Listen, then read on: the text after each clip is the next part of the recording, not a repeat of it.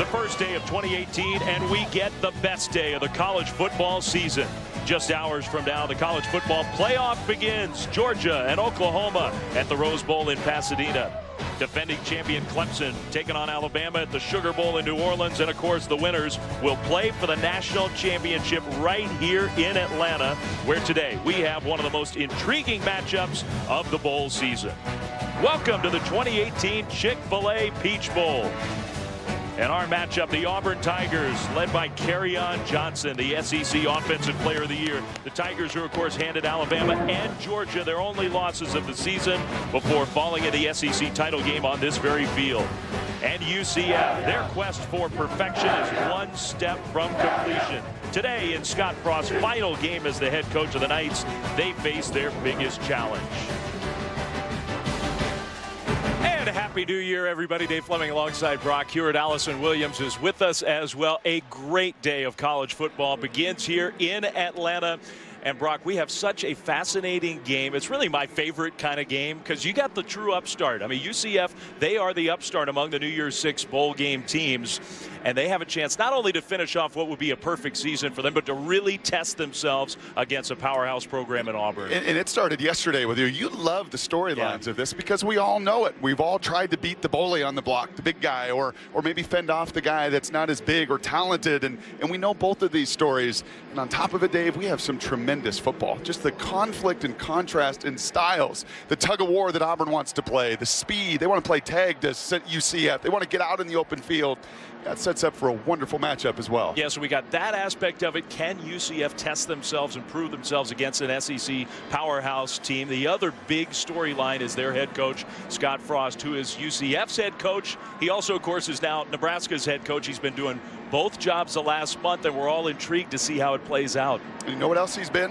Loyal, which is not a word we throw around an awful lot in college football. Loyal to these kids, loyal to both programs, loyal in bringing his entire staff from Orlando to Lincoln, Nebraska. That doesn't happen. He wants to pay it off for his kids here today. Yeah, there have been very few examples of a coach doing what Scott Frost is trying to do this month and culminating here today in Atlanta. A huge challenge for the Knights against the Auburn Tigers. It's the Chick-fil-A Peach Bowl, kicking off a tremendous day of college football. Kickoff from Atlanta coming up now. A look inside Nissan's Heisman House.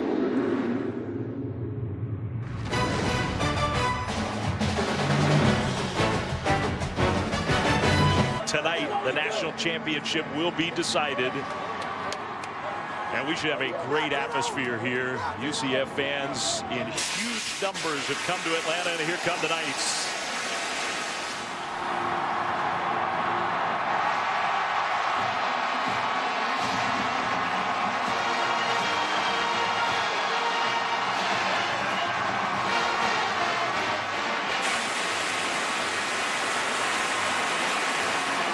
The only undefeated team left in college football on the other side from the SEC, the Tigers of Auburn.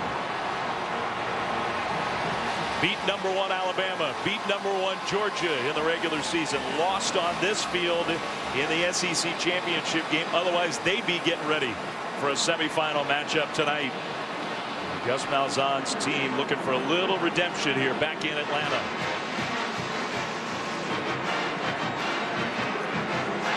This has been the Nissan pregame rush, and the players are getting ready to go here. Let's go down on the field with Scott Frost. Here's Allison Williams. Coach Frost, before you ran out onto this field for the final time with this group, what was your message to them? Just to go out and fight. They've been fighting together all year. They've overcome a lot together. They've done it loving one another, and we get more chance to do that, and I think the guys are hungry to play. Once we kick off, what will you be watching to see how they absorb and react to that initial wave of physicality from Auburn? Yeah, I think we're going to have to handle the first wave. I told them that. You know, we need to be able to hold up front on both sides of football. If we can, this is going to be a really good game. Scott, thank you. All right, thanks, Allison. Let's go down to the center of the field. Brandon Cruz, our referee for the Big 12 for our coin toss. Gentlemen, congratulations on an excellent season. This is Percy Vaughn, chairman of the Chick-fil-A Peach Bowl. He will be flipping today's coin. Heads is the 50th Peach Bowl logo. Tails is the stadium logo. UCF will call the toss. What's your call? Tails. He called tails. Mr. Vaughn, he called tails. Please flip the coin. It's tails. UCF wins the toss. You'll receive. Which way do you want to kick? Okay, place your backs to your goal lines.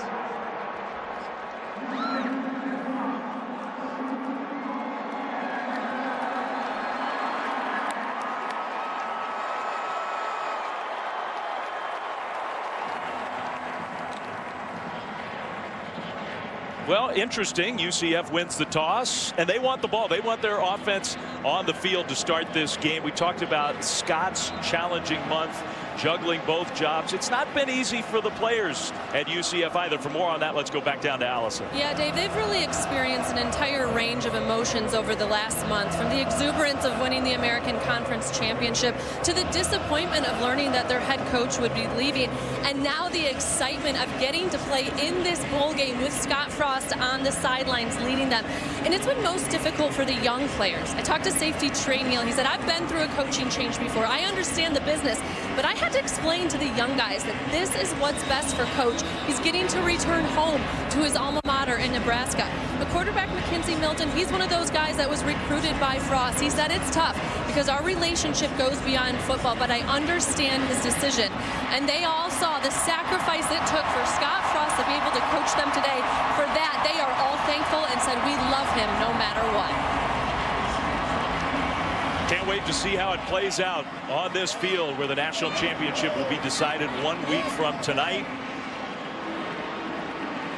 Daniel Carlson is going to kick off, and it'll be a premium for Auburn to try to keep it away from that guy. Mike Hughes, the junior defensive back, has turned into one of the best return men in all of college football. And you may argue they're here because of his return against South Florida. When that game got tied, he took it to the house. Give them a touchdown lead. They hold on, and in a few of these games with Group of Five, I have never felt a fan base and a team as wired as UCF is right now. They are so ready to go. Carlson with the big leg into the end zone. That's a good start for Auburn. Don't let Hughes get a kickoff return. Mackenzie Milton, who had a tremendous year for UCF. Milton, who was under-recruited coming out of the state of Hawaii, youngest of 4 boys, lots of sports in that family growing up. He loved Marcus Mariota. In high school, he was 5'11", 160 pounds. He's not a lot bigger now. Scott Frost first found him at a quarterback camp event when he was still with Oregon. Mackenzie Milton followed Frost to Orlando, a long way from home, about 4,600 miles Orlando is from his hometown in Oahu, and he had a great year this year. And they're here because of him.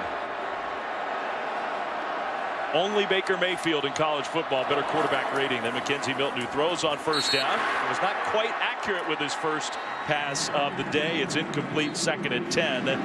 3,795 pass yards, 35 touchdowns, 42 total touchdowns, all UCF single season records. Number 8 in the Heisman rankings at the very end. Not a surprise to see a screen to a tight end on the first play. Get ready to see a lot of this football out on the perimeter for the Knights. 2nd and 10 against this very tough physical Auburn defense. Over the top and incomplete. Akins had a chance to catch it, couldn't bring it in. It's 3rd down. That's 2 attempts to the tight end, but as far as the impact players over the course of the game, brought to you by Chick-fil-A. Adrian Killens, he's a little speedster out of the backfield. I'll remember he's the one that said the SEC hasn't seen speed like we have. And Otis Anderson, another true freshman, he's in the slot, he's dangerous. Jeff Holland led this team in sacks, first team all conference there on the defensive line. And Trey Matthews, he is the governor in the back. He runs the show.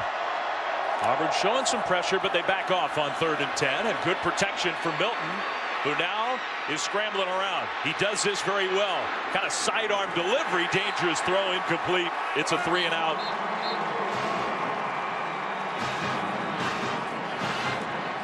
Sidearm delivery is exactly right.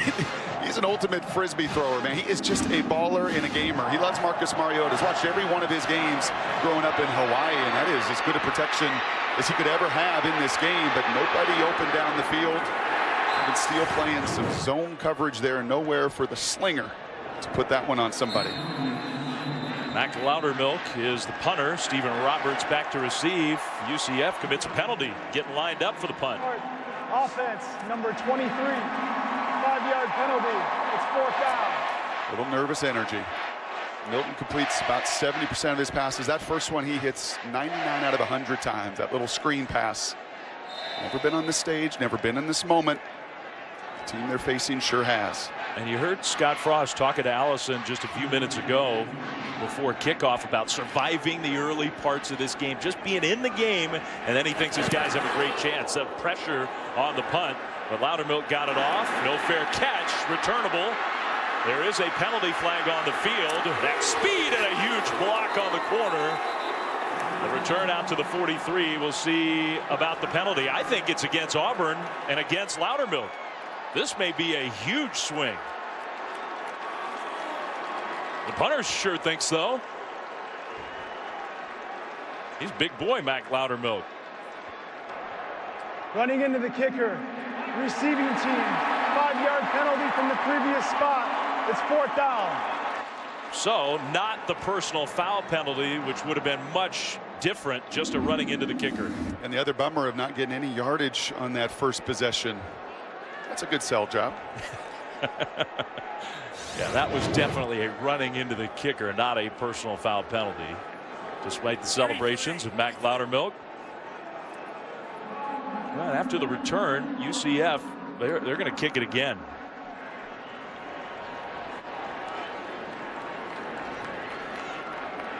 Auburn was set up with good field position right around the 43-yard line of the Tigers. We'll remember that and see how much impact that penalty has.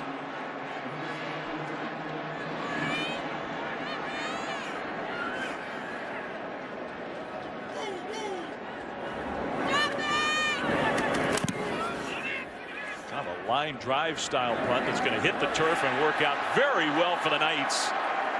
Down back at the 22. That's a 20-21 yard difference with that running into the kicker penalty.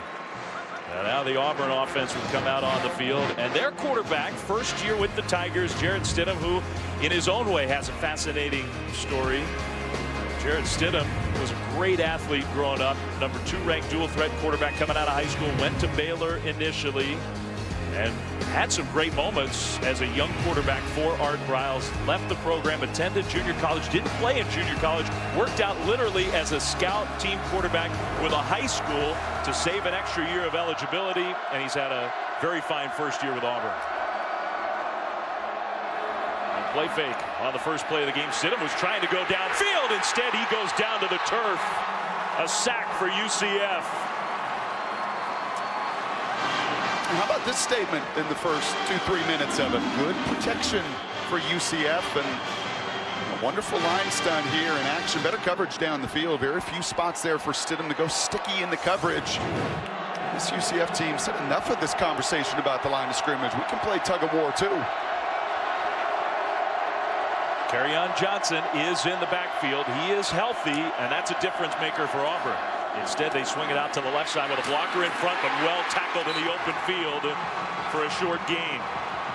Eli Stove with the catch.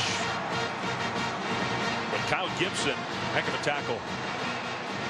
This place is buzzing. Big time. And if the offense had some nerves so far, and it's 2 plays, but the defense looks ready to go. Easier to just fly and react. And at times offensively to overthink. 3rd and very long. UCF making some last-minute changes to their alignment. Now a screen thrown, very dangerous, almost intercepted with the deflection. Well, that did not go particularly smoothly for Auburn. The Tigers are going to have to punt it away. And Shaquem was all over it. Shaquem Griffin, who you're going to see throughout the course of this game. Just marvel at what he does. Watching the last couple days of practice, and you see 18 fly into your screen right there. Oh, excuse me, that was the corner. That was Clark. You will see 18 throughout the course of this game fly everywhere. The Conference Player of the Year a season ago. Story well documented of everything he's overcome in his life. And quite a start here for UCF defensively. Maybe, Brock, a little harder to keep it away from Mike Hughes in the punt game. We'll see. This one a short punt, very short, right around midfield. How about the field position switch with the special teams and the defenses in the opening moments of this Chick-fil-A Peach Bowl? The Knights will have the ball when we come back to Atlanta right after this.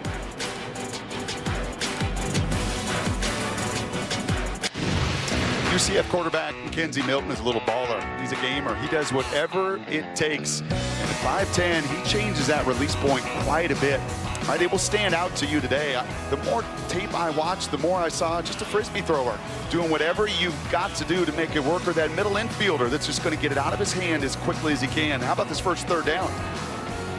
Right, so good. You'll hear quarterback gurus say changing the platform or the throwing, motion and mechanics to do what you have to do, and Mackenzie does. And the size isn't ideal, but the playmaking is off the charts.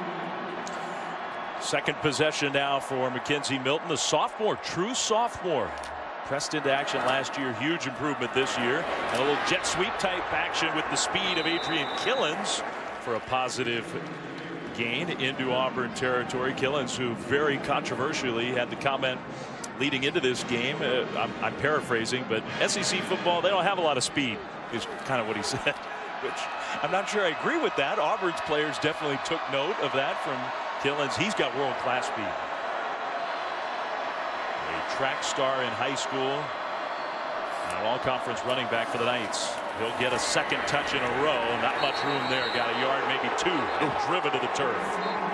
Yeah, that was a little kiss and a reminder there between Trey Williams and Trey Matthews that at 158 pounds, you may have world-class speed. And you may have an advantage when you get outside the tackle box, but you want to run between the tackles. We'll remind you of your commentary. It's 3rd and 4. It's also the part of the field where you could see, if they don't get it, going for it on 4th down. Second, 3rd down already for UCF. They had their first opening drive 3 and out of the season to start this Chick-fil-A Peach Bowl. Milton, a designed quarterback run, kind of picking his way through. He found a hole and tripped up. He went down, but I think he got there. And he is their second leading rusher. Many times that's in the secondary plays, as you saw on that 3rd down, his ability to extend and create for Scott Frost. So there is some similarity with Marcus Mariota. All those years in the box that he called plays at Oregon, watching Marcus make something out of nothing. That time, a perfectly designed 3rd down QB run call. Now the other fast, small, quick running back for UCF, Otis Anderson, joins Milton in the backfield. Play fake to him, a little pump fake, and they dump it out toward Anderson. I think lucky that that one fell incomplete. Keep track of it. I think every series you're going to see a screen. So the very first play of the game to the tight end, that one a little more traditional, and that doesn't surprise Kevin Steele. He knows exactly what's in the game plan for Scott Frost. When you've got some size disadvantages at the point of attack, create and you move. You can see with Kevin, he's terribly shocked by that screen call. He used to be more emotional. He told us how he has worked over the years. He's a great coach and had a great year. He has worked over the years to be more even-keeled during games, and he is definitely that now. 2nd and 10. Milton fumbled the ball, and it's out on the turf. Auburn picks it up.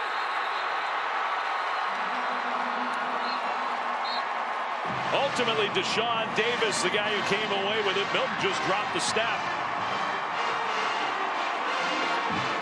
Couple missed screens. Those are just gimmies in the system. And this time, maybe the eyes looking at the different defensive packages that Auburn's going to throw. And I don't think Scott Frost had any concern about his quarterback coming in. Maybe a little bit off the hip, but that's one you could just see his eyes. Just got to secure it first and foremost. And you're talking about a +15 turnover ratio on the season.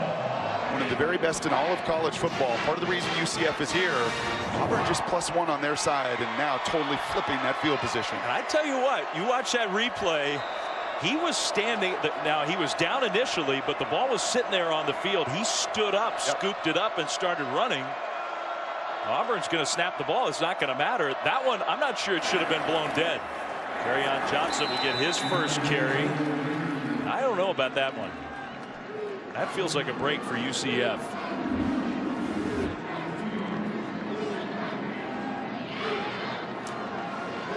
And they're fighting for it here, so there's no contact, and Deshaun Davis comes in. All right, so he's on the turf for sure, but watch this. Well, we'll have to see it Again, one more time. The screen to Davis, defended beautifully.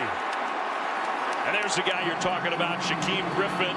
Neville Clark also in there as well. Clark from his defensive back spot. Flying around, aren't they? Griffin, who I think is the most inspirational story in all of college football, plays with one hand. There's no question. And has played at such a high level. UCF coaches can't say enough great things about him and how he has made himself into a superstar. 3rd and 10 for Auburn.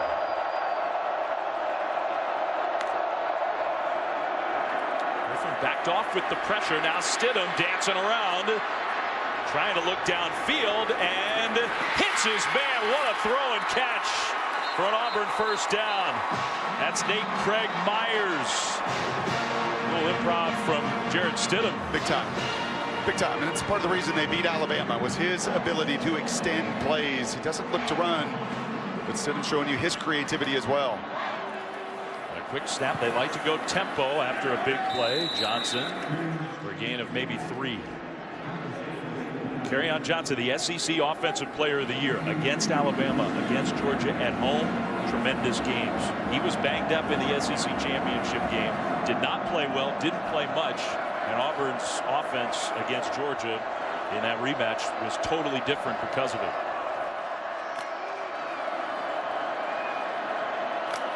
Second and 7. Stidham with all kinds of time. Now on the move again, throws right along the sideline. Another completion. One broken tackle to Darius Slayton. That's an Auburn first down. This will be one of the challenges for UCF today, to just simply rush 4 and really get to Jared Stidham. It's now a couple opportunities where he gets outside the normal framework and timing of the play. And as I said, late in the season, man, did he ever grow in that facet of his game. First down. Johnson tried that little shuffle cut. He likes doing that. Took a pretty big hit. Stumbled forward, though, to get some positive yardage. Yeah, he loves Le'Veon Bell. It's a guy that he watches an awful lot. And like Stidham, you felt his confidence grow throughout and over the course of the season. Same thing for the SEC Player of the Year and Kerryon. His timing, his patience, his ability to slow to, and explode through that hole also ramped up over the course of the year. Think about all the great players in the SEC on offense. Johnson now a Wildcat quarterback on that jet sweep, hands it off. Pretty well defended by the Knights. It'll be 3rd down. Eli Stove got the ball. This is an awfully big 3rd down here in the red zone. Scott Frost says just keep it within arm's length, and a nice tackle there by Jasinski, the leading tackler for UCF. Keep it in arm's length. Put the pressure on Auburn. Weather this storm here, the sudden change with the fumble, and you hold Auburn to a field goal. That will be a win for the head coach. Auburn did bring in an extra offensive lineman for this 3rd and 4. It looks like Bailey Sharp, number 66. Big tight end, essentially. Play fake. Stidham throwing back across the field, incomplete. There was good coverage there. In fact, they were trying to throw it to Bailey Sharp. Yeah, UCF having none of that. Yeah, we've called Clark's name a number of times. The corner there, number 14, and you're not going to fool Griffin. He has seen way too much football. That play works, and we've seen it work for Auburn through the years. Trying to get an undisciplined team on the other side of the ball. Not this 12-0 UCF team. Well, the special teams, these 3 playing their final game, each of them, and together they have handled every kick for years for Auburn. Snapper, holder, and one of the best place kickers in the country, Daniel Carlson. Chip shot for him, 25 yards. Good snap, good hold, good kick. What's new? So Auburn gets the turnover, and they capitalize for 3. The Tigers early on in this Chick-fil-A Peach Bowl with a 3-0 lead.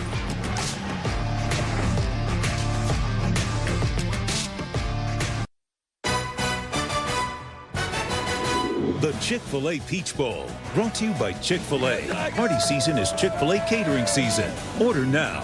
IBM. You powered by data, knowledge, insight. That's you to the power of IBM. The Quicksilver Card from Capital One. Earn unlimited 1.5% cash back every purchase, everywhere. And Allstate, official protector of college football fans. Well, they call it the official kickoff for game day. That's the Chick-fil-A Peach Bowl parade at 8 a.m. in downtown Atlanta. Wind chill for the parade this morning was 1. It was cold here in the South as Auburn and UCF. Auburn with a 3-0 lead over the Knights. And we talked about this. Look, the play was whistled down, so replay couldn't get involved. I'm not saying replay could have done anything about it, but I do believe that UCF got a break, because watch this play out to Sean Davis, the linebacker. He gets up. He's up. He's not touching the ball. Ball's sitting on the turf. He scoops it up and goes. And I don't think there's any contact there with Milton. He's trying to reach his hand out and just make any contact there while he's down, and there wasn't. But once it is blown dead, saw the umpire come in there and wave it dead. Replay cannot get involved. So Auburn got the turnover. They move the ball into the red zone. They kick a field goal. Okay, but that could have, maybe should have been a touchdown for the Tigers. About midway through the first quarter, UCF's offense has not gotten going yet, and Mackenzie Milton 0 for 4 and has fumbled the ball away. Mike Hughes, this one is returnable for Hughes. Kind of picking his way through the traffic, could not even get back to the 20, or got right there. Well, this is just the beginning today. If you're a college football fan, today is the day. 5 Eastern from Pasadena, the greatest setting in the sport, the Rose Bowl, Oklahoma, Georgia. That's playoff semifinal number 1. And then, of course, part 3, Clemson, Alabama from the All-State Sugar Bowl, 8:45 Eastern tonight. Both games will stream live on the app. A wonderful clash in styles that will follow us in a very similar way that Oklahoma wants to play fast and out on the perimeter. Now they're dominant up front too. It's why they're there. And a Georgia that wants to play keep away on their side. Yeah, you watch this game, you kind of think of Mackenzie Milton as a Baker Mayfield type of quarterback. Milton needs a completion, and he gets one. That's his first of the game to Dredrick Snelson, the sophomore from Miami. See how dominant, in fact, Oklahoma, as you see, number 1 in America at scoring points, 13 a game for UCF. Auburn very good on the other side, just a field goal per quarter on average this season. So this has been a fast starting UCF offense typically. Fast starting, fast finishing, number 1 scoring offense in college football, the only undefeated team in the country.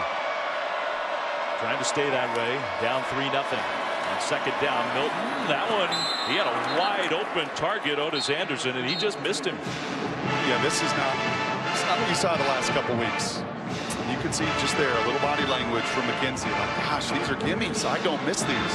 Against Memphis, he did not miss a throw in the entire first half, and they were a lot more difficult than these flat routes and these screen passes. Got to take a breath and got to settle down, and Scott Frost will continue to give him high percentage throws.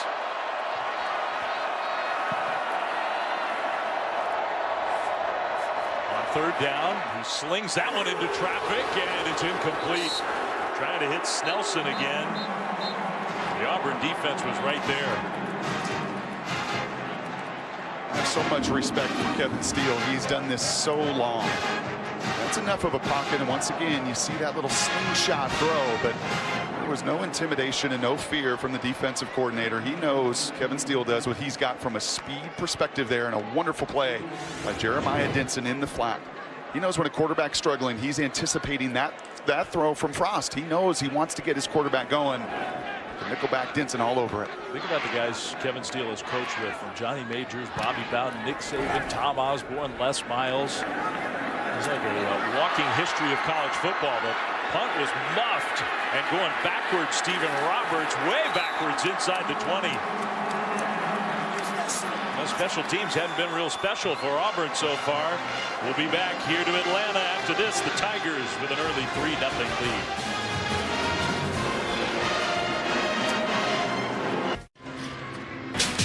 Our aerial coverage today provided by Goodyear. When Mother Nature blitzes, you'll need the very best traction on and off the field.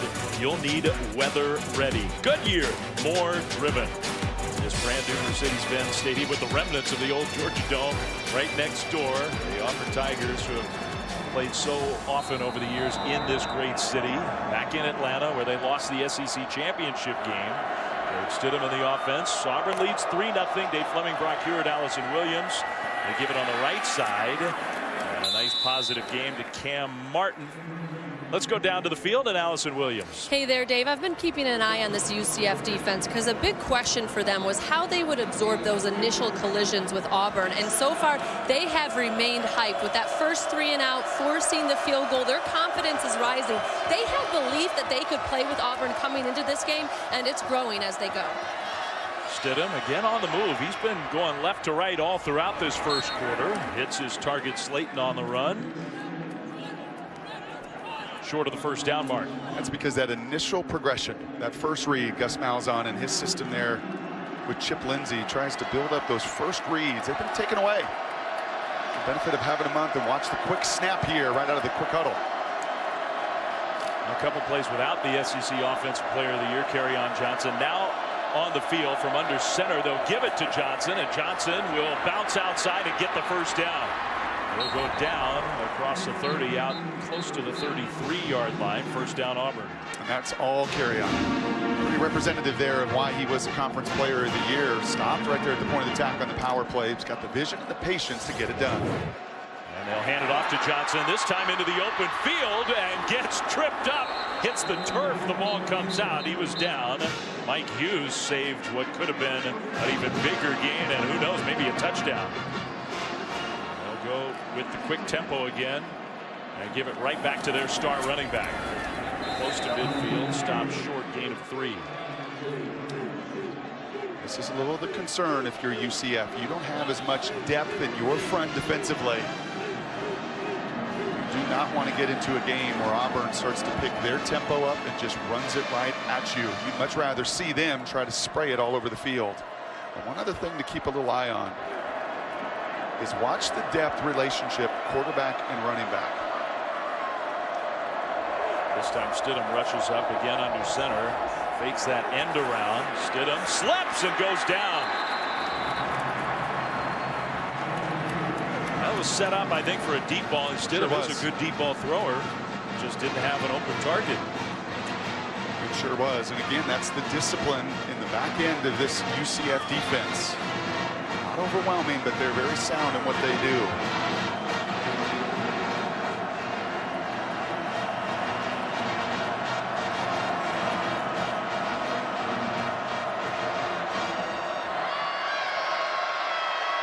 Third and long for Auburn.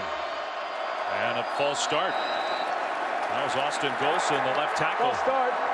Offense, number 73. 5-yard penalty. It's third down. Frustration there for Malzahn on that sidelines. He felt like his team was going to be ready to play, and this is not an energy or an effort thing. These guys are flying around. It's a simple fact. They've been off a month. Right? You can practice all you want, but there is nothing like game speed. UCF fans who are here in huge numbers are making noise.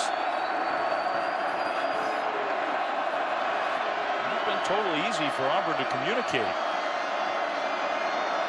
Clock under 5. We'll get it snapped. Pressure picked up. Stidham down the middle of the field. Complete for a first down into UCF territory. Darius Slayton. Not just too much speed. He is the most explosive and dynamic of the Tigers on the outside. And just a 3-man rush trying to play Stidham on his scrambles. And shoeless Slayton gets up into the line. Well, a casualty of the quick tempo. Don't have time to get the shoe back on.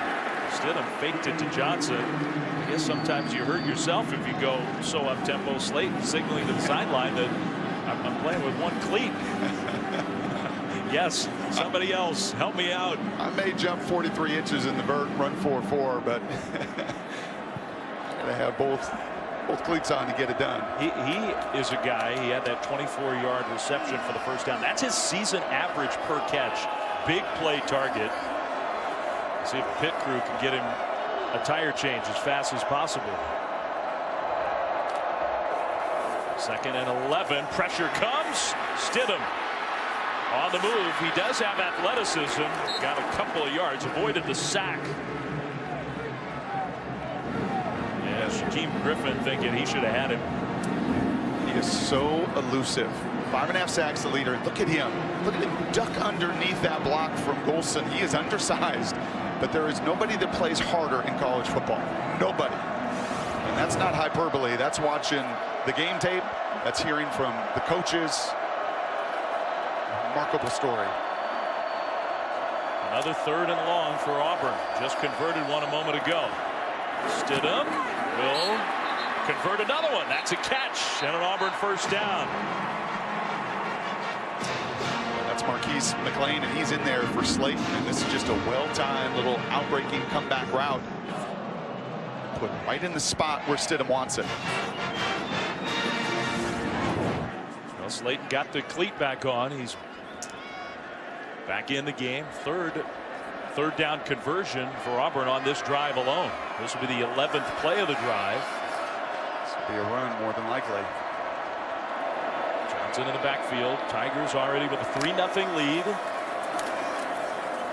Johnson tried to get away, could not do it. He goes backwards. Rod, part of that defensive line, they have some size and strength up front. UCF does. There's just a couple little interesting tales, and I told you about the alignment there with the quarterback earlier. And when the quarterback and running back are flat like this, you're going to get a pass 9 out of 10 times. When he's deeper, it goes the other way. Play fake. Stidham slips again. Wow. He's having a hard time with the footing. You would think they just played on this field their last game. That was a few weeks ago, but he is not prepared for this turf, it doesn't look like. I don't think he was prepared for 310 in his face either. Maybe. Tristan Hill. Maybe that's the biggest issue. It's already the 3rd sack for UCF in this first quarter. Final seconds of the quarter, Auburn's going to let him wind off. So you go 21 on the entire season, 92nd in the country with sacks. How about that? Just as we figured it would go, the UCF defense leading the way for the Knights as they try to finish off an historic and special season. The only undefeated team in college football. And if the goal for Scott Frost was to survive early, so far, I think mission accomplished. Offense hasn't been pretty for UCF. Auburn's made some big hits and big plays, but the lead for the Tigers out of the SEC is just 3-0. End of quarter number 1.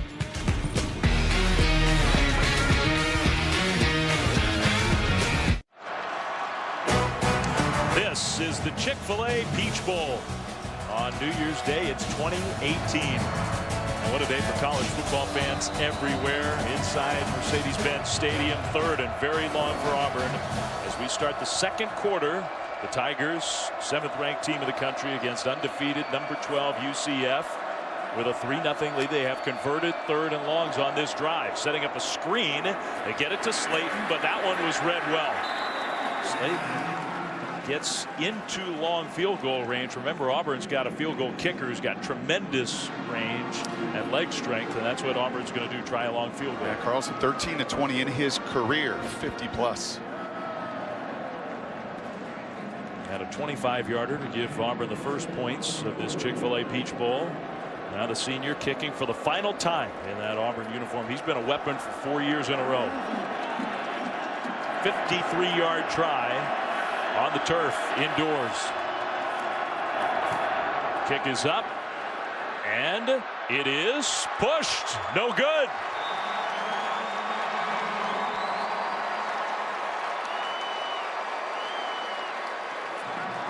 A rare miss for an All-American kicker, and the Knights will have the ball when we come back, down still just by 3.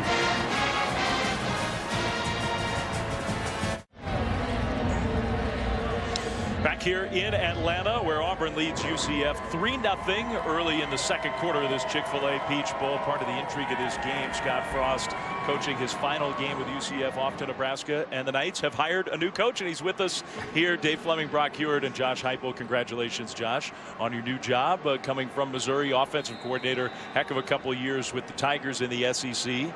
Watching another Tigers SEC team take on your new program. Congratulations. Well, thank you so much. Excited to be here, and it's been a great week of festivities here, and obviously a fast month for me. What's been the challenge for you? Because look, this staff has been in place here. They've been kind of going back and forth, Lincoln to Orlando. What have you been able to do this last Well, month? you're trying to balance a couple different things.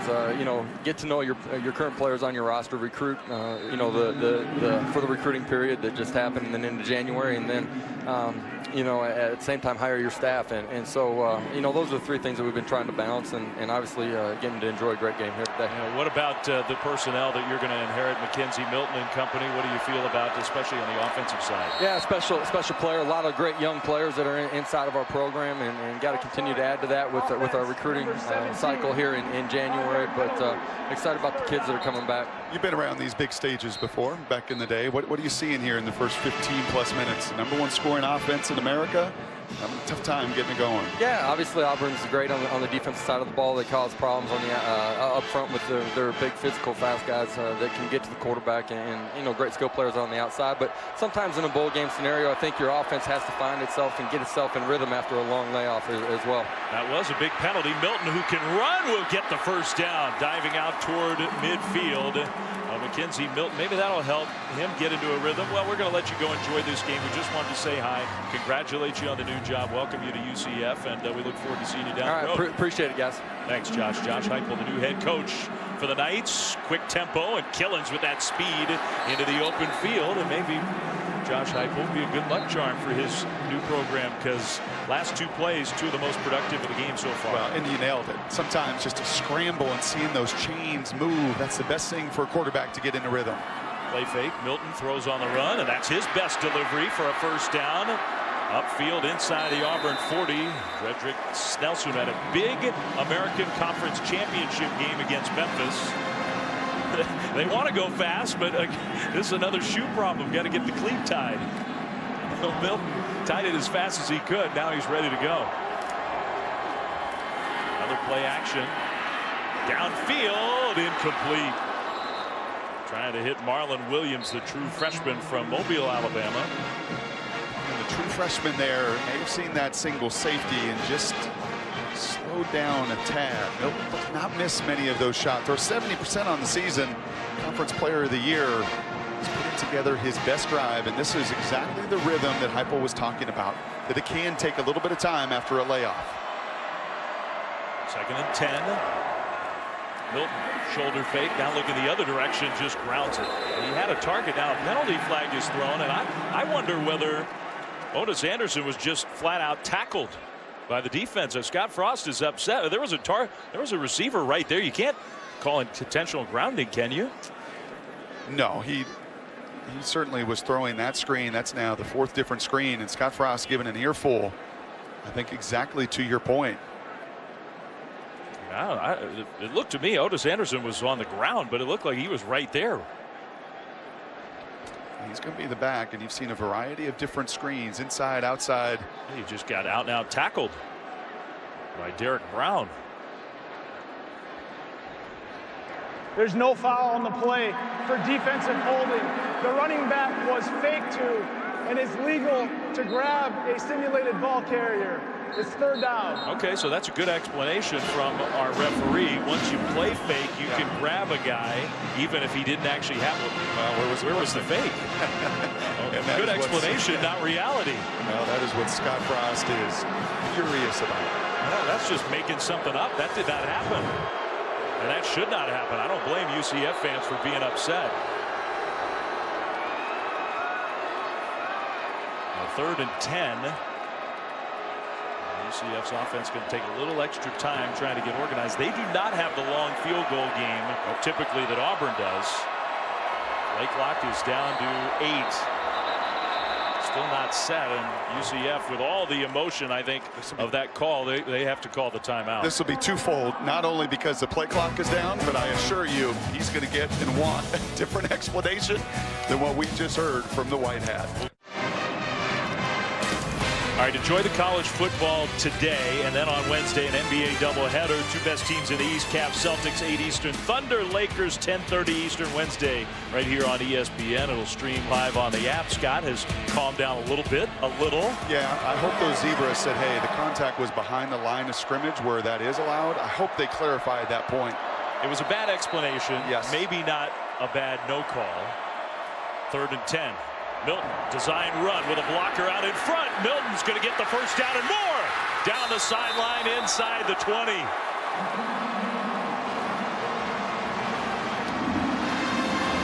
Well done. It's been the QB run game. And look at the alley here. And Jordan Akins, 88, right in front of you, the tight end there, doing his part and job. Milton is more than capable of doing this as a runner. That's a big one for the Knights. Milton dancing in the pocket, throws it away. He had a receiver out there, decided not to risk the throw. I think with everything here, just calm it down. As calm, cool, and collected as the kid is from the islands, he's not been in this moment. He's not played a January 1 game against a foe that he just looks across from and says, man, they are big and they are fast. And I think you see that in some of the footwork right now that's just a little bit out of whack in the passing game. Statistically, one of the very best players in college football this year. Milton, handoff for the perimeter. Anderson, nowhere to go. Anderson, he was tough to bring down for a little guy, but could not even get back to the line of scrimmage. That's really well done on the perimeter by Auburn. You know, they want to do against all this perimeter speed, they want to keep it inside. They want to set their edge, and setting the edge is not just your defensive ends. It could be your corners out there as well to allow the pursuit to finish. 3rd and 12. Get to the line, and Milton checks with his head coach, Scott Frost. We like the vertical game. Got those 3 receivers on the right side. One shoulder pump.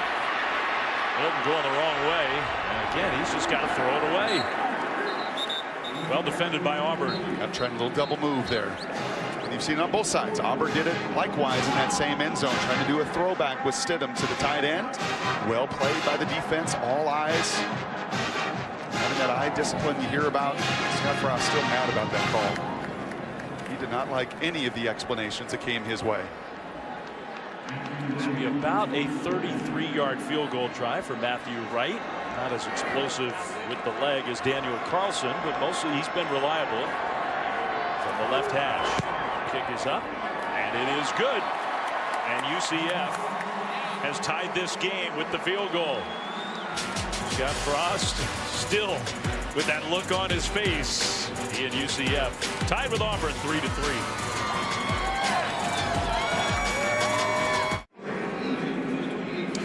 Back here in Atlanta, we've been talking a lot about Shaquem Griffin, and deservedly so, the impact he has made on his teammates on this UCF program, but also outside the program. Really cool story leading up to this Chick-fil-A Peach Bowl. The Davis family, an Auburn family from Alabama, reached out to UCF because they wanted to meet Shaquem. Why? They have twin boys, one of whom, Jordan, was born just like Shaquem with the same birth defect, amniotic band syndrome, and he has become an inspiration for them as young parents with their young twins.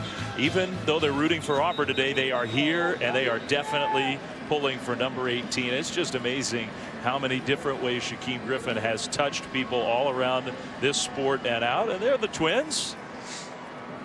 Jordan is the twin who is standing with his back to us. His brother John. That's a great family, and let's go down to Allison for a little more on that story. Dave, Shaquem just lit up when talking about the Davis family and getting a chance to meet the twins. He said it was so crazy how much they reminded him of him and his brother. And keep in mind, both sets of twins born just 60 seconds apart. And of course, as you can imagine, really connected with Jordan. He said he's just like I was when I was little, according to what my parents told me. Goes after everything head first, attacks every challenge in front of him. And these two will be connected for life. Shaquem said, I cannot wait to watch him grow up. I will definitely be in touch with them. They exchanged numbers, and that is just one of many families that Shaquem has inspired. Yeah, it is a great story, and it shouldn't obscure the fact that Griffin is such a high-level football player. We were talking about he's a twin. His twin brother, Shaquille, is in the NFL. Had his first interception, I think, yesterday, didn't he? Pretty awesome. And I never heard a defensive coach like D coordinator Eric Shenander say that he'll live on with us forever. He'll be in our archives and our practice clips of how you practiced, no matter where we're coaching. By the way, 19-month-old Jordan already getting calls. You're a star. You're on TV. Stidham throws into the flat. A first down completion for Auburn. Gain of 4, maybe 5 yards. Those Auburn shirts, they're supporting their Tigers. Both athletes, mom and dad, but Griffin's name is on the back of those Auburn shirts. Cool way to kind of split the difference. Amazing kid. And I think he's going to get a chance to play in the NFL. Jet sweep, the cut upfield, a broken tackle, and that will get Auburn the first down. Eli Stove, that was tough running from Stove because he was going down for a loss. Yeah, he runs right through the tackle of Mike Hughes. You just do not see this very much. Trying to likewise get on the perimeter, and that's the tackle that UCF has made today. Just not on that snap. Kerryon Johnson hurdling one defender up and over across midfield. Gets 7 yards. And this should feature the run. I mean, this is a game where you have got to win this game if you're Auburn in the third and fourth quarter by wearing down this group that doesn't have the depth of personnel that you do. And I love the commitment here. Run, run, run. Do not allow UCF any momentum in life in this building. Under 10 minutes to go, first half. That was a botched play from the start, of the ball's out. Scooped up by UCF with a block down the sideline. Trey Neal.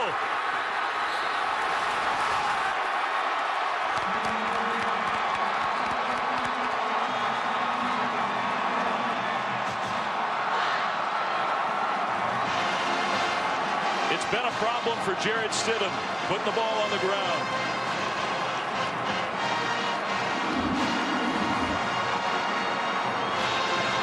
Sixth lost fumble of the season. More fumbles and interceptions. And Dave, eventually you get to plus 15 on the season for a reason. It will play itself out. The fumble in the first quarter there for UCF, and look at the 1-2 there. Can I tell you that Shaquem Griffin plays hard? He sets the block that springs that run. There's a reason this team was one of the best in college football in that turnover area. They take advantage. What a block by Griffin. Trey Neal, the Atlanta kid, coming back home, gets the turnover. Milton, meanwhile, had his helmet almost ripped off. Got some positive yardage on first down. A chance for UCF with the turnover to take their first lead. Neal is the guy who clinched the championship game in the American with the interception in double overtime. UCF defense has come to play.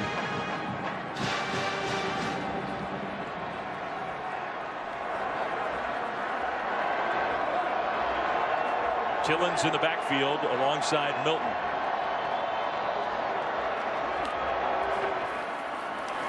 Milton pressured, gets away. Milton gonna run inside the 10. Touchdown.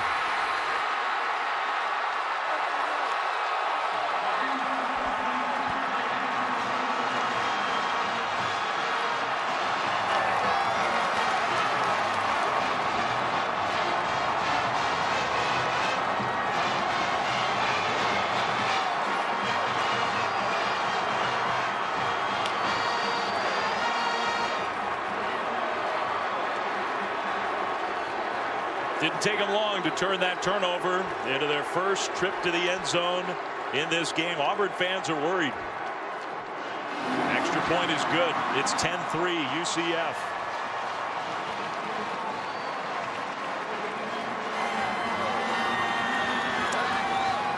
Opportunistic all season long have the Knights been of taking the ball away. And it's the group effort, and then it's the mentality to help your buddy out around you. The huge block from Griffin. Oh, and then the best player on offense.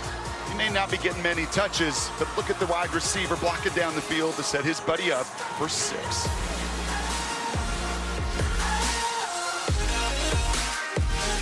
Yes, yeah.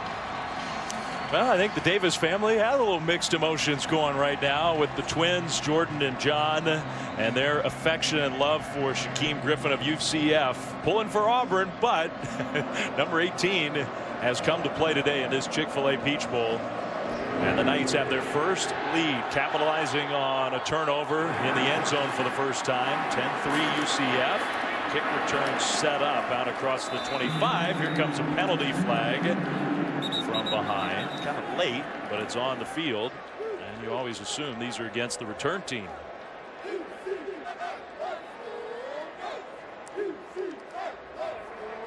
During the return, illegal block in the back. Receiving team, number 24, 10-yard penalty from the spot of the foul. It's first down, Auburn. That'll back Auburn up. NFC NFL Wild Card Weekend begins this Saturday, simultaneously again this year on ESPN and ABC. Titans Chiefs from Arrowhead. What a scene that'll be. 4:30 Eastern. It'll be available on the ESPN app. The Bills are in the playoffs for the first time in forever. Maybe they're the team to root for if you don't have a rooting interest. I think a lot of people around the country are rooting for UCF in this game just because they're the underdog, they're the upstart, they're the newcomer, and also because of that guy. Auburn back at their own 10. They'll give the ball to the SEC Offensive Player of the Year. Nowhere to go. Yeah, the penetration, the tackles for loss, and the sacks. Of everything here in the first 22 minutes of action, that is the biggest surprise to me. Because that is not what this group really lived on. They lived on taking the ball away, being very sound and tackling and playing hard.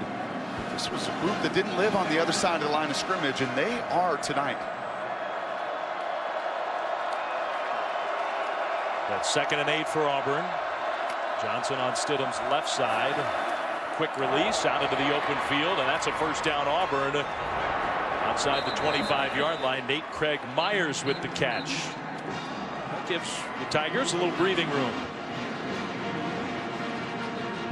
Gain of 15.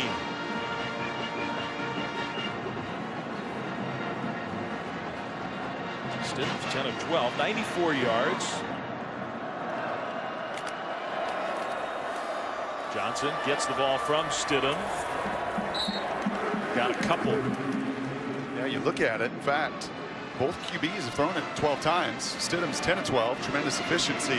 Milton on the other side is 2 of 12 for 14 yards. But it's the rushing yards, 57 yards, and capitalizing on their takeaway, some Auburn did not do. Another tackle, by the way, for Shaquan Burkett, who wears number 2, middle linebacker. He's a fascinating story in his own right. He was married with a couple young kids, decided to come back for his senior year, and I think he's probably pretty pumped that he did. He has had a really nice first half. There is a penalty flag on the field. A couple of UCF defenders down, including Shaquan Burkett. This one's going against Auburn. Holding, offense, number 50, 10-yard penalty. It's 2nd down. I think it's Tristan Hill who is down. Casey Dunn, the center, called for the hold. Hill is a big sophomore, 325 pounds. Started every game, 25 consecutive as a freshman when you walk on campus, and that helps.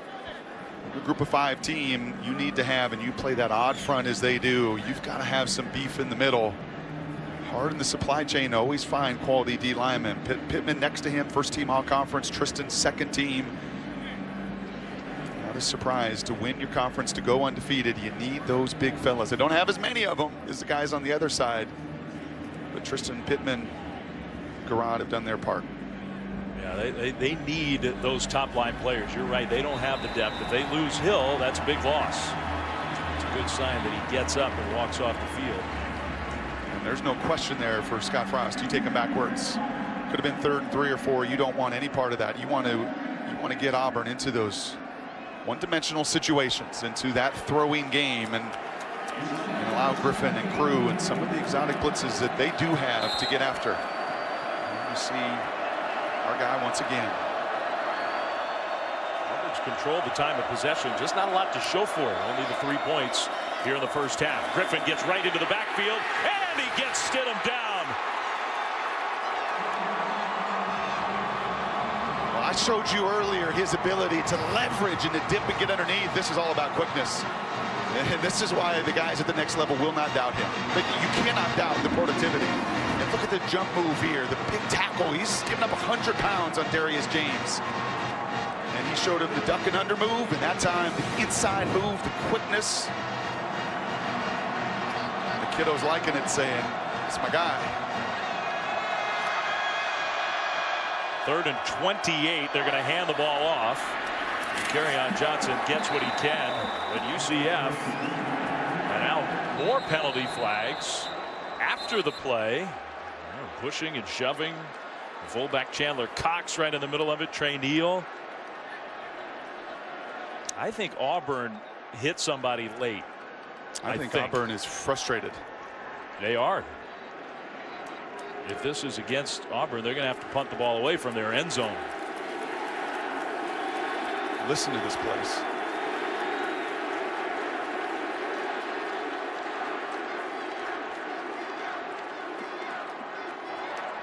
After the play was over, personal foul, unnecessary roughness, offense, number 27, half the distance to the goal.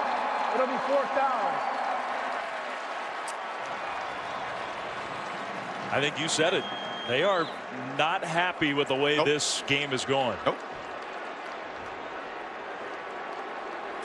And I don't see this as a feeling of, oh, they didn't show up to play. Oh, they're just disappointed. I see it a difference of 18 in crew playing with their hair on fire, which is exactly what they have done and sustained it over the course of this season. Remember, Mike Hughes may be the most dangerous return man in the country. He is standing at midfield for UCF. And Aiden Marshall and Auburn going to have to punt it from the end zone.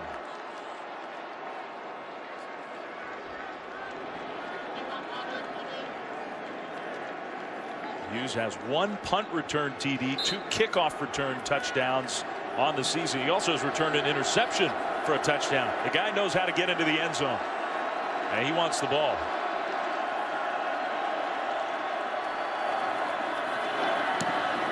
That one a very high kick. Hughes will have to signal fair catch.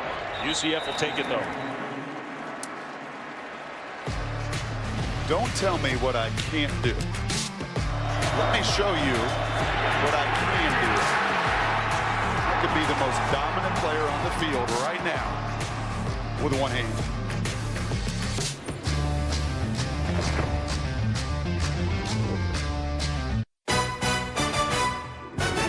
The Chick-fil-A Peach Bowl, brought to you by Northwestern Mutual. Spend your life living. The 2018 Ford F-150. It doesn't just raise the bar, it is the bar. And AT&T.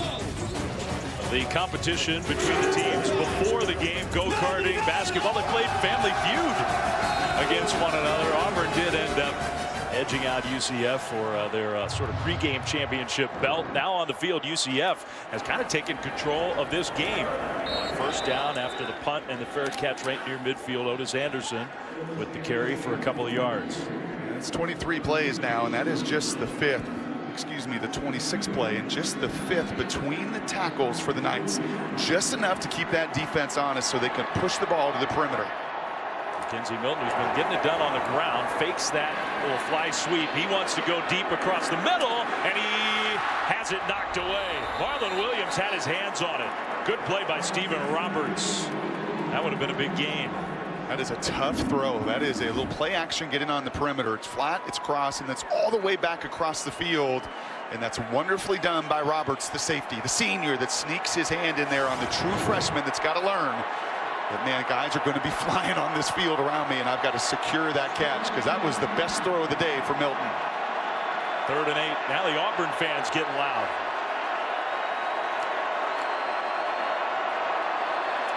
Zone look here defensively for Auburn. Plenty of time on the play clock. Showing a 4-man rush. They'll bring 4. Milton in the pocket. He has a man wide open, and he couldn't hit Anderson. That was a touchdown. He was wide open and just a little too far. Yeah, that says it all. The first one, the first down shot, Williams has got to come down with it to make a play. And this one, you've just got to have enough patience. Look at the protection. I mean, that is ideal protection. Your guys are giving you time, and that's the matchup they wanted. They wanted Otis Anderson on the second level against those linebackers. And just a tad more air in this building would erupt. And you're looking at 17-3, and instead Auburn finds a way to dodge a bullet. Circle that one. Yep. That feels like a big moment in this game. Loudermilk trying to pin Auburn deep. Was not going to pin him that deep inside the 20, but at about the 16. There is a penalty flag back near where the ball was snapped. And late in the year against UCF and Memphis, I am telling you, there were not 3 of those misses in those 2 games combined. But it's just a different environment, different speed. Holding, receiving team, number 79. Half the distance from where the kick was caught. It's 1st down, Auburn. Well, in this phase of the game is killing Gus Malzahn. Killing him. I mean, from running into the punter, which was a 21-yard penalty, to a ball that's bouncing, to multiple penalties now in this phase of it. All those hidden yards you always hear about in this phase of the game. Auburn's losing that in a big way. I mean, that's a hold on a pooch punt fair catch where guys are sort of jogging down the field. That's just an unforced error, and it's going to pin Auburn back inside the 10 and around the 8-yard line. Right around 5 minutes to go, first half. The UCF defense has played so well. How long can they hold up against the speed and the talent of the Auburn offense? Kerryon Johnson leaves the backfield, so Jared Stidham's all alone. You do have to cover him. He's a good receiver out of the backfield. On first down, Stidham didn't have his first option. He checks down to the fullback Chandler Cox, who doesn't touch the ball very often, but he hangs on for the completion. Let's go down to Allison. Jared Stidham told me he likes to keep things loose. That's what he was trying to do here on the sideline, walking up and down the offensive bench area, telling guys we're good, keep your composure. A couple points for the offensive line from O-line coach Herb Hand. Some adjustments to how they need to approach number 18, make sure they keep him running up the field, and he told them, we are killing ourselves, play like you're capable of. Hand off, and Shaquem Griffin got in on that tackle to stop Kerryon Johnson short of the first down. It'll be 3rd and short. He does it all. He's not just a pure pass rusher.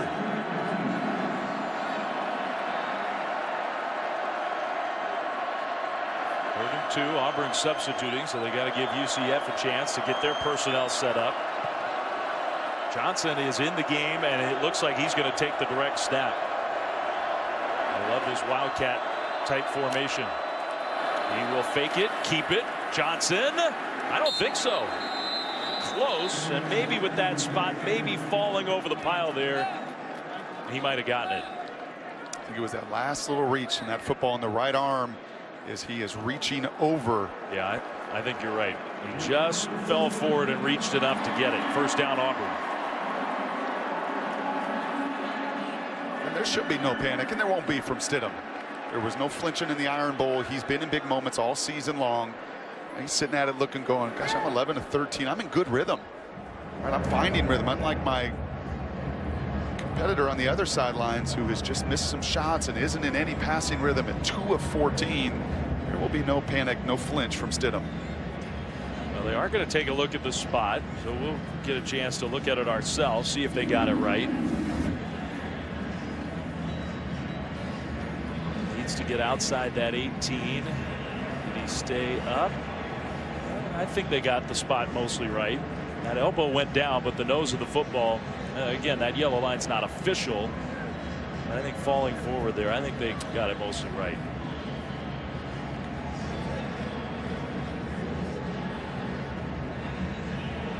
This is a running back, Kerryon Johnson, remember, who gashed Alabama. Right, big plays against Georgia and just about everybody in the SEC. The offensive player of the year in the SEC. Well, I'll tell you what, they're having to use him a little more than they would love to.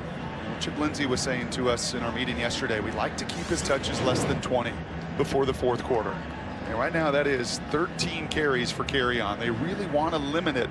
So he is fresh against Scott Frost and the other side. It's the first time I've heard a coach say that. They're real protective of those touches over the course of the game because they want him to be as fresh as possible late. Well, waiting to see if the spot was the correct one. The other side, we've been talking about how UCF's defense has played in this first half. The last 2 games for Scott Frost's team, they allowed a combined 97 points. They have allowed 3 in this first half to Auburn. Trying to finish off a spectacular special season. Now let's get the call. Even the play, the ruling on the field stands as called. It's first down. That was close, but I think they got it right. Yep. UCF fans do not agree with me. That guy does not agree with me. He will be taking all of his staff with him to Lincoln, Nebraska. They're all going. That doesn't happen in college football. The final game for that group of coaches with this special group of players. Stidham on the run, throws. Nice accurate throw with the big hit on the other end. DeVell Clark, the sophomore's having a heck of a game. they're picking on him, and that's what happens when you play opposite of Mike Hughes. Corner on the bottom plays so much press coverage. They like to typically go away from him. Clark doing his part. Johnson, stutter step, squirted through, and got stopped close. I think the spot is going to give him the first down.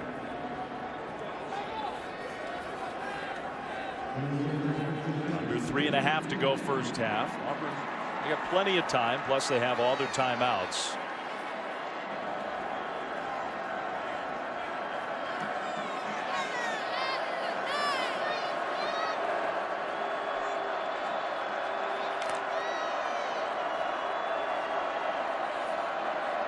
But they are being pretty deliberate here inside that 4-minute offense. Swing that one out right side. Cut back middle by Ryan Davis, the leading pass catcher. In fact, he set an Auburn record 76 catches this year for Ryan Davis. I've made this point a couple times, and every time Jarrett's gone under center, but just watch this depth between QB and running back. Okay, and when they're 1.5 yards or so, it's been about 100% run, and that is something that UCF is absolutely playing to. So this would be a run, wouldn't it? And they're going to just bust that tendency for the first time. Davis broke a tackle and gets a first down. So that is a tendency buster right there. It is something because of the patience for Gus Malzahn and Carrion and everything they do in their game. That is a tendency that UCF had coming into this game, the depth of that running back. Like right there. This time they do hand it off to midfield. And what does that mean? That means those linebackers are keyed in. That means something that they're all pointing out, and they're not going to say it out loud, and they're not going to tell the other side that they're seeing it and feeling it. But it's absolutely been a tendency of theirs they've studied, and now when they're closer together, this has shown much more pass over the course of the season and the plan coming in. UCF got some subs on the field. Second down and about 4. Clock continues to roll. They're under 2 minutes now. Getting closer to field goal range, but if they want a chance at the end zone, maybe need a little more urgency. Davis tripped up. Here's Mike Hughes, and he's good. The scouts like him at the next level, big time. Well, you're a game changer. Right, 2 kickoff return touchdowns, a punt return touchdown, a pick 6.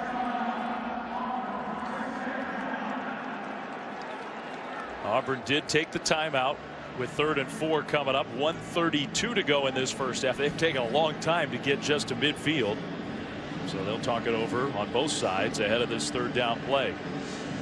Aerial coverage provided by Goodyear, committed to honoring blimp-worthy athletes who demonstrate hard work on and off the field. Goodyear, official sponsor of the College Football Playoff. The old Georgia Dome, just the remnants just outside this brand new Mercedes-Benz Stadium, where 1 week from tonight the national championship will be decided. Rose Bowl, Sugar Bowl, winners of those two are going to meet right here on this field. Awesome. And who will it be? We'll find out later today. You know, and speaking to those tendencies as well, because Auburn has other ones in their run game, they don't mind that, because then it allows you to bust it every once in a while, and just when it's been 9 out of 10 times, they're going to do something to mix it up and change it up. But it certainly has been a tell here in the first half. This showing pass. 3rd and 4 out of the timeout. Pressure picked up initially. That one across the middle for a first down and more. Ryan Davis in the open field inside the 35. Still on his feet. Gets close to the 30. Big play for Auburn. You just got to keep being patient, Dave. It is there. You're 14 of 18 now, completing those. There is space. You just can't get greedy. They're getting the ball to their record-setting pass catcher. That's his 4th straight catch. Stidham down the sideline. Into coverage, almost intercepted. Mike Hughes all over Darius Slayton. Yeah, throw the other way. I know Slayton's your touchdown maker, and he's your big guy you try to isolate in those situations, but 19's too good. Originally at North Carolina, transferred out of there, went to Garden City Junior College, was wanted by a lot of people, could have, I think, had his host of SEC schools to play for, was not going to be eligible until much closer to the regular season, and what a gift that landed in Orlando. Well, it's been an impressive drive, but you saw those numbers. They've already run 11 plays, almost 4 minutes off the clock. Maybe it'll all work out for them, but 1:12 left and still needing 31 yards if they want to get in the end zone. Another little slant, flags on the field. Inside the 25 for a positive gain if the play stands. We'll see. Eli Stove with the catch. The way Gus Malzahn is reacting, I think he thinks it's against his Tigers. It would be number 7 already in this first half if it is. Auburn's offensive lineman, though, pointing the other way. We'll see. You could read the lips. If it's 1st and 5, where would the ball be?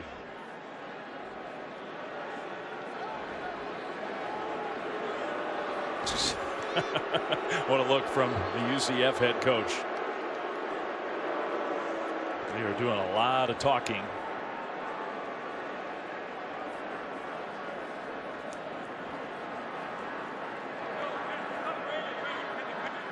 Oh, got to get it right.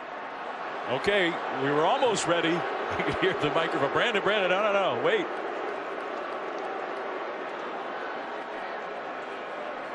Yeah, we know. Sometimes it takes a while. They want to get it right, too. Holding, defense, number 54. 10-yard penalty is enforced from the previous spot. The penalty results in a first down. So from the previous spot, you take the 10 yards and the first down. And that's pretty significant penalty. Now Auburn with the 2 timeouts with time now that they're at the 20. That's a big nose tackle right there. He grabbed him on the jersey. Yeah. The defensive lineman did. I think there was a kind of a grab on the other D-line that Scott Frost probably still has somewhere in his mind from this first half as well. 1st and 10 Auburn. Kerryon Johnson in the backfield. Stidham throws. That one was deflected. Incomplete. Tipped at the line trying to hit Will Hastings. Savon Lowry got up and got a hand on the ball. You got to get 7 here if you're Auburn. Right, you're going to get the ball to begin the second half. UCF wanted it. They wanted to start with their offense. But you do not want to allow this defense to hold you to field goals now on multiple occasions in the first half. And you can't, and you don't have to get it all right here on second down. Anytime, timeouts. Long drive. They started on their own 9-yard line, Auburn did.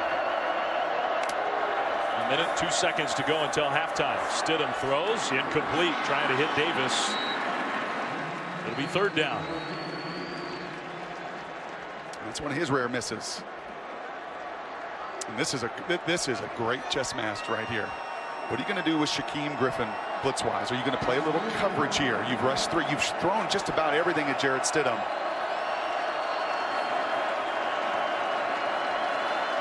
There is number 18, as Allison reported.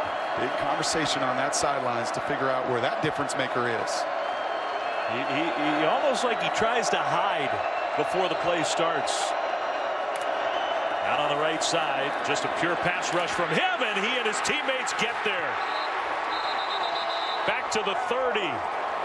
That is their 5th sack of the first half. Timeout. UCF calls the timeout, which is interesting with 50 seconds left.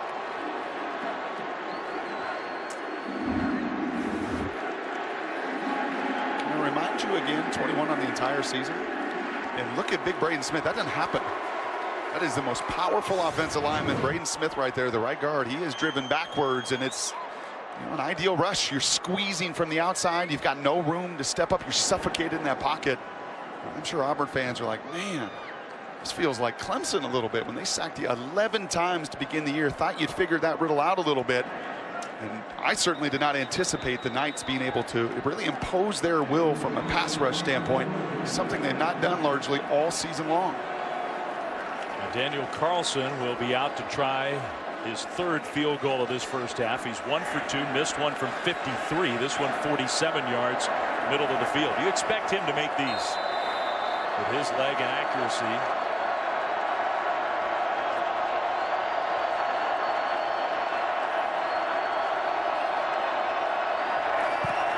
Carlson right down the middle. Up and good. For Auburn, it was an impressive drive until the very end. They started at their own 9. They moved down the field and get 3 points to make it a 10-6 game. UCF with still a couple of timeouts and 45 seconds on the clock, so we'll see. By the way, earlier today, Chick-fil-A and the Chick-fil-A Peach Bowl proud to donate $100,000 to the general scholarship funds of both Auburn and UCF. Chick-fil-A Peach Bowl's chairman Percy Vaughn, his president and CEO Gary Stoken, with Rodney Bullard, who's the president of the Chick-fil-A Foundation. They all presented checks to both schools. Chick-fil-A and this bowl have a long history of promoting the pursuit of higher education.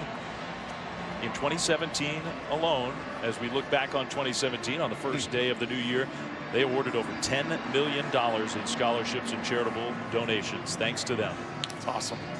I'll tell you what else, I like that timeout from Scott Frost. I don't think he believes in any way this game's going to look like this in the second half and be a 20-12 game. And he's going to have to maximize possessions with Auburn getting the ball to begin the second half, and that plays into your mindset and who you are. You're the #1 scoring offense in America at 49 a game. He's not going to take away or diminish any possession. Took that timeout. More than enough time with still 2 of those. And remember, so far, Brock, they have kept the ball out of the hands of Hughes on the kick return game with the touchbacks. They will try to do that again here. 75% on the season. That should not be a surprise in a perfect environment to kick. Hughes itching to get a chance. He's brought 2 of them back this year for the Knights. And this one, borderline, and he is going to bring it out. And here comes Mike Hughes. Hughes with that quickness outside the 25, gets to the 30. Took some seconds, but a little extra field position for UCF. Extra yard for teachers, the College Football Playoff Foundation's primary initiative. Mission to elevate the teaching profession by inspiring and empowering teachers. This season, teams, players, coaches saluted teachers in their local communities. Hosted, honored them in stadium ceremonies. That'll continue through the New Year's 6 bowl games. For more information, go to cfp-foundation.org. Thank you to all of our teachers out there. We do not take you for granted. I'm the son of a couple, and I know the impact that they can have in communities all over our country. Happy New Year, Mom and Dad. All right. 38 seconds to go. First half. You see Milton and UCF. They're going to be aggressive here, it looks like. Gotta be careful. That throw incomplete. Another low throw from McKenzie Milton, who is just having a terrible time of it, despite the fact that his team has the 10-6 lead. And despite that, he's getting good enough protection. He is. We figured if things were going to go wrong for that guy, it would be because he just didn't have any time, a la Sam Darnold. You saw him the other night in the Cotton Bowl where he just couldn't set up. That has not been the case for this kid. Stidham's the one who's been sacked 5 times. Group from Auburn has played so conservatively. That is impactful. Milton back to pass, steps up. It kind of opens up in front of him. McKenzie Milton with that speed will get close to midfield, pushed out at the 45. That stops the clock, saves those timeouts. 27 seconds to go here in the first half. I think sometimes those D linemen get used to watching, as you're seeing Matthew Wright warm up, get used to watching all this tape, right? And seeing this little quarterback run around and make plays. And sometimes they're taught, stay in your lane, make sure you don't let him get out.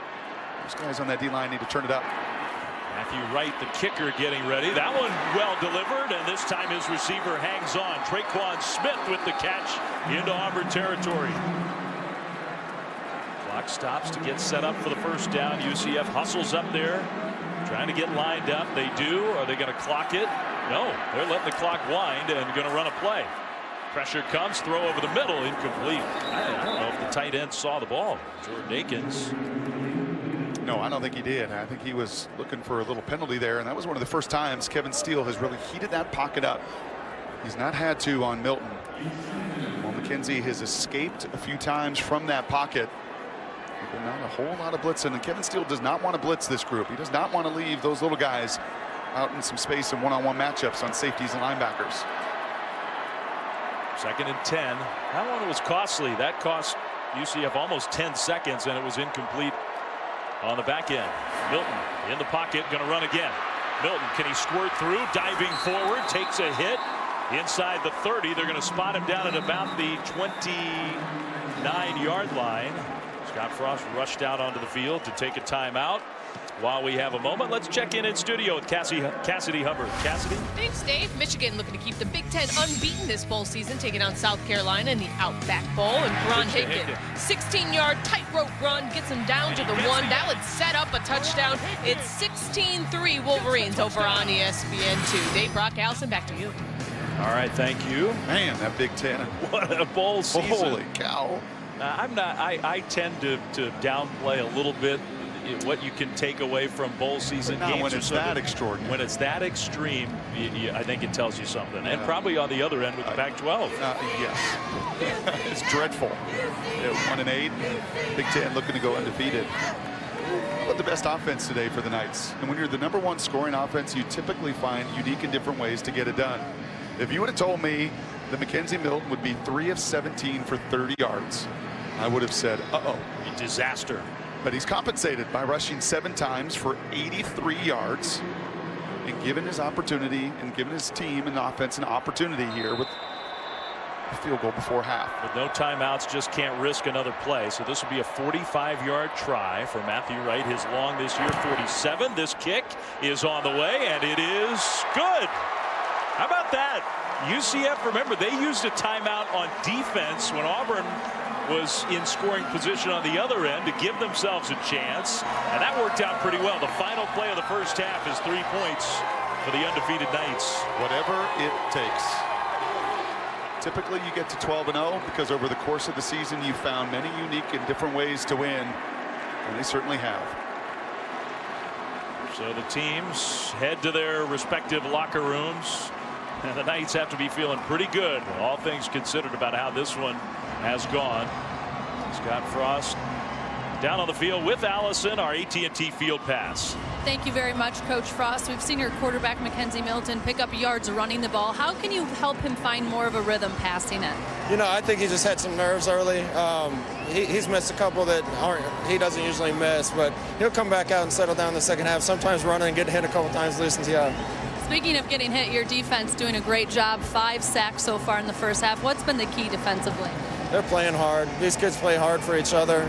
I think they wanted to prove we belong in a game like this against a team like this. Scott, thank you. All right, thanks, Allison. Thanks, Scott Frost. What a half for UCF, trying to stay undefeated, the only undefeated team in college football, the underdog in the New Year's Six.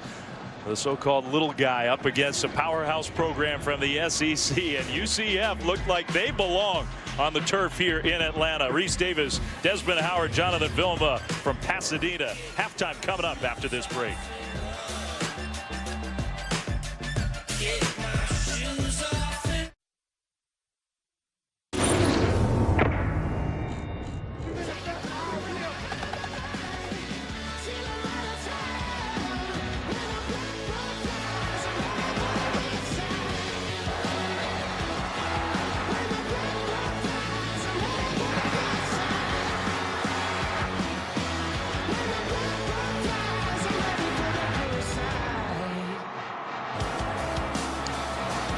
Welcome back to the Chick-fil-A Peach Bowl from Atlanta.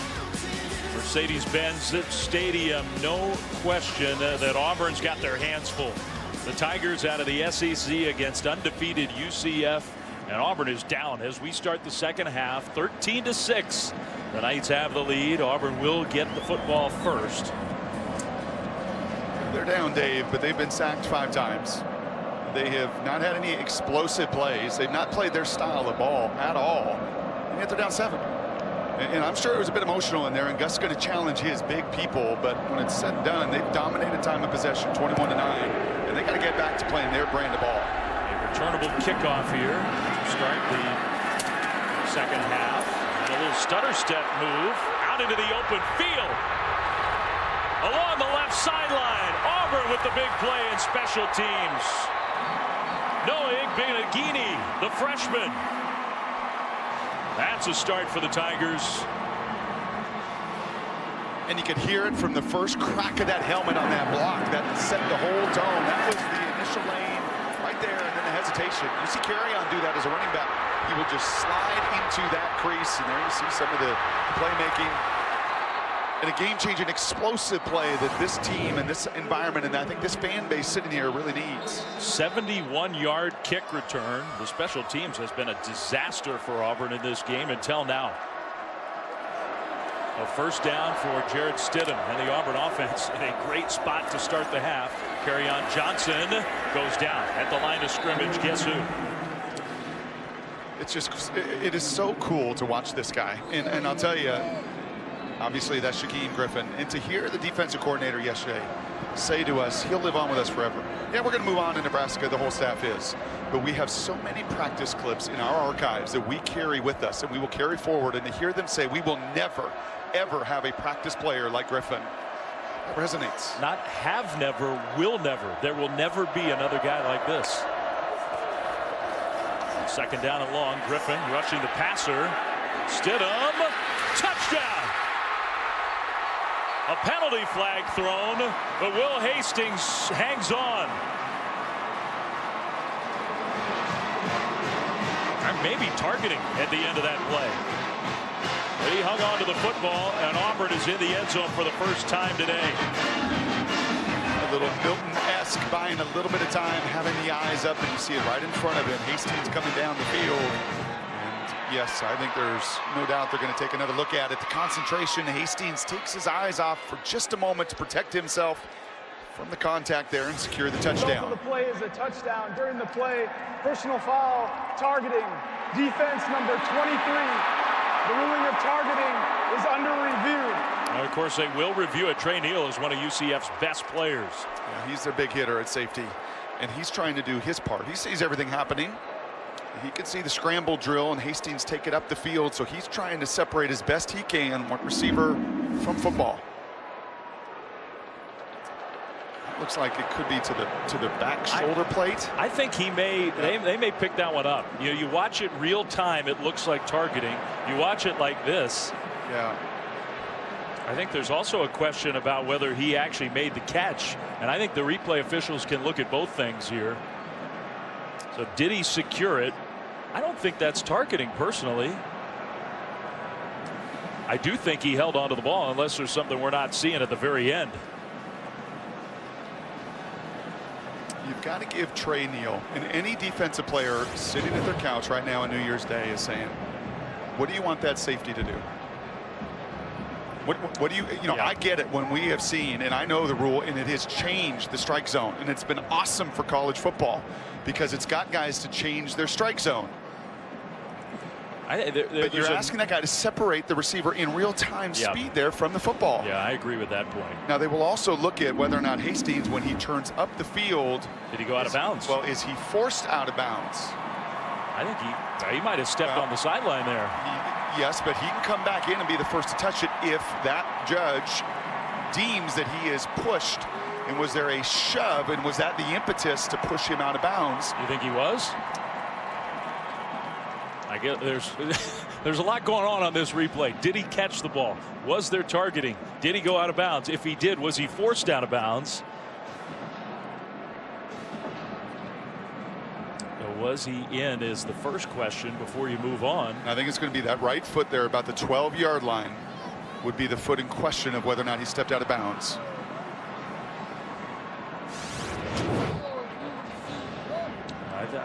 Whether they have enough to say for sure he stepped out of bounds, I don't know. That's going to be awfully tough. And the field, and the call on the field, critical there. But we know why the rule, and we have talked through this on our broadcast, and I know you have as well. That rule is put in place that if you launch yourself into enforceable contact to the head or neck area, or you use the crown of your helmet, and to me, he's turning to use his shoulder, and he's, and then the receiver's going down, and he's hitting him in the back nameplate. I think he used his shoulder. I don't think that's targeting personally. They did communicate to our truck that the catch is going to stand. So they've gotten through that part of the replay. Now they're looking at the targeting aspect of it. They had three different things that they had to go through on this one play. It's critical. I mean, this is the big play that Auburn so desperately needed. This is your strong safety that can cover, that can hit, that can really be a difference maker. That is a strong tie on New Year's Day. How about Will Hastings, by the way? He walked on at Auburn, not as a wide receiver, as a kicker. He was a walk-on kicker who has turned himself into a good player for Auburn on offense, and he's got a touchdown in the Peach Bowl. Yeah, but he's also their quickest player. And digging in a little bit, it was fun catching up with Cole Kublick, who's on the sidelines for the radio call, the former Tiger. Like, I don't think that guy's not a tremendous athlete. The fastest 3-cone drill and eye test, and he's been a difference maker. He's really grown with Stidham over the course of the season. And I know this is a tough call, but you got to give a defensive player some latitude. There were two aspects of the play to review. The ruling on the field that the receiver stayed in bounds stands as called. The play results in a touchdown. There is no foul for targeting. Good. Number 23 is in the game. Good. So now you got cheering, booing, booing, cheering, and nobody knows what to do. The bottom line for Auburn is they needed that badly in the kickoff return, and then the big play through the pass game was Stidham to Hastings. Yep. They're an extra point away from tying it up. Not even a minute into the second half. That was a big time play on both ends.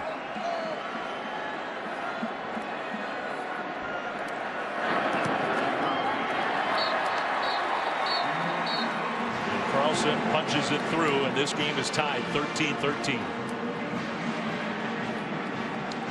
First Auburn touchdown of the game. Before kickoff to start this second half, so a few moments ago, Allison Williams did catch up with the Auburn head coach. Your offense, what was the message as far as finishing drives? Yeah, the message was we played about as bad as we played all year for a half of football.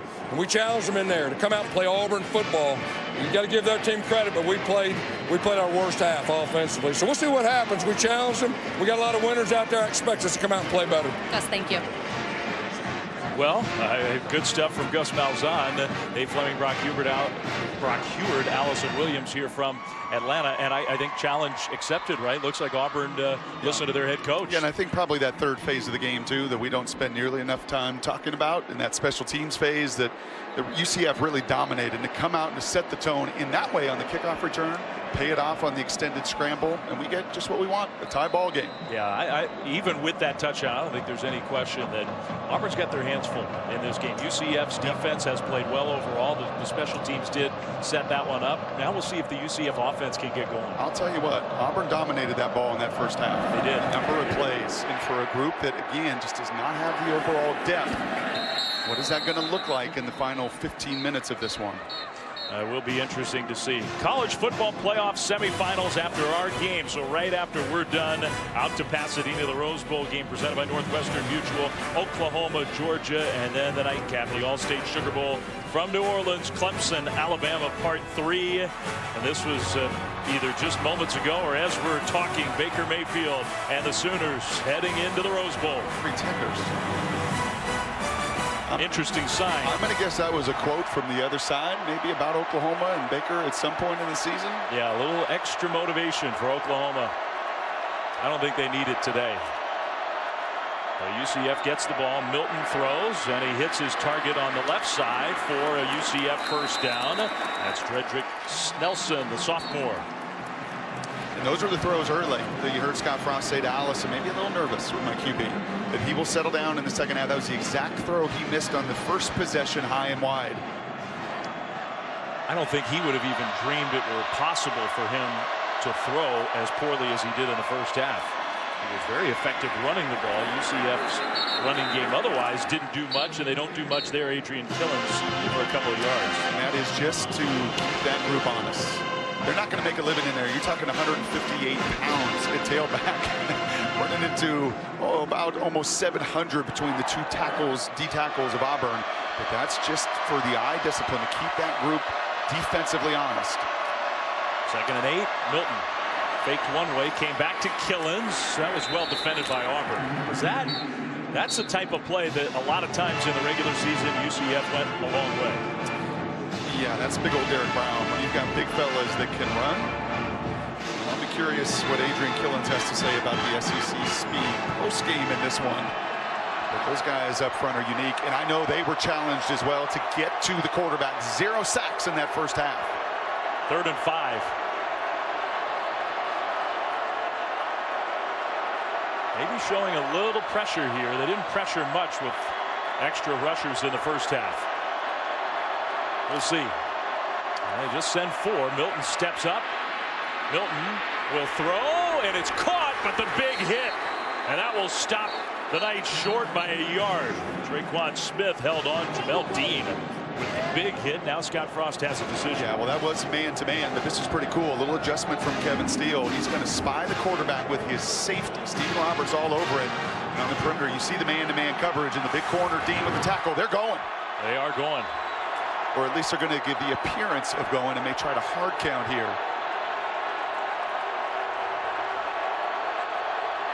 Fourth and 1.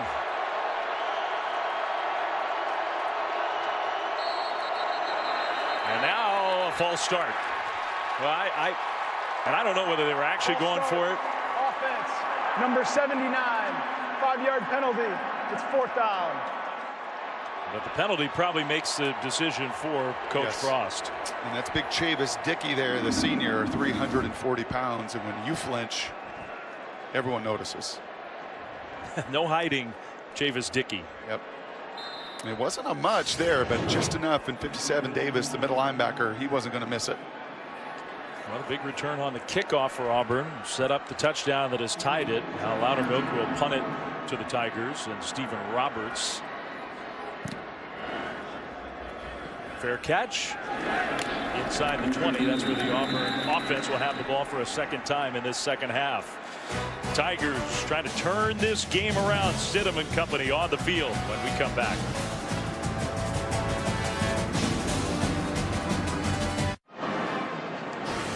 Truly maybe the most amazing kid in college football, in all of sports right now, Shaquem Griffin, who wears that prosthetic on his left arm to help with his weightlifting. In high school, he was the 5th best triple jumper in the country. He came as a safety, hardly played. This Scott Frost coaching staff took over and said, we got to get this guy on the field. He is a film junkie in the preseason. That was a mattress. He lived in the film room. He slept there every night. He studies, he works like nobody those coaches have ever been around. And he, by force of will and a lot of athletic ability too, has turned himself into a heck of a player. He and the UCF defense back on the field, and overall the Knights defense has held up well against this Auburn offense. Yeah, there just has not been the space for Kerryon Johnson. I love the commitment to it. That's 17 rushes now for 60 yards. They're not deviating from who they are, but you have just not seen that lane that Kerryon is so used to. He's got one run where he bounced outside, but it's been some hard yards today. Healthy coming into this game. He was not healthy on this field in the SEC championship against Georgia.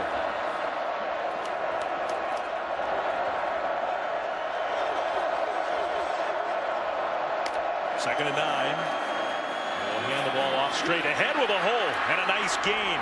That's Cam Martin, the sophomore, who's got a lot of talent in his own right. First down, Auburn. Well, and that was a big-time block there from Chandler Cox, 27. He led the way. He got a hat on a hat for one of the rare times on Griffin and pushed him down the field to set that up. They're going to give it right back to Martin, and once again, straight ahead, this time for 2, maybe 3. Been around Gus Malzahn a number of times. That was about as emotional coming out of halftime as you and I have heard him before. I think he knows the magnitude and the meaning of this one for his group to finish the season, to get right in a bowl game. And really challenged, I believe, more than anything, his big men to take this game over. We watched him after Allison's chat was over. Stidham going deep, right sideline into coverage, and tipped up incomplete. Maybe some Georgia fans would have flashbacks watching that ball hang in the air from a few years ago. Trey Neal, who stayed in the game, no targeting on him with the coverage. Well, that's the matchup they wanted. That's their big-time receiver, 81, their touchdown maker, Slayton, on a safety that is vulnerable in space, but credit Neal for the awareness. Good coverage by Trey Neal, hometown kid from here in Atlanta. Gus Malzahn, after that conversation with Allison, he was yelling at a bunch of his players. You are right about that. Right here, it's the guy you got to count for. Number 18, this time on the left side of the line. 3rd and 7. Stidham will throw, and this time Slayton has the catch.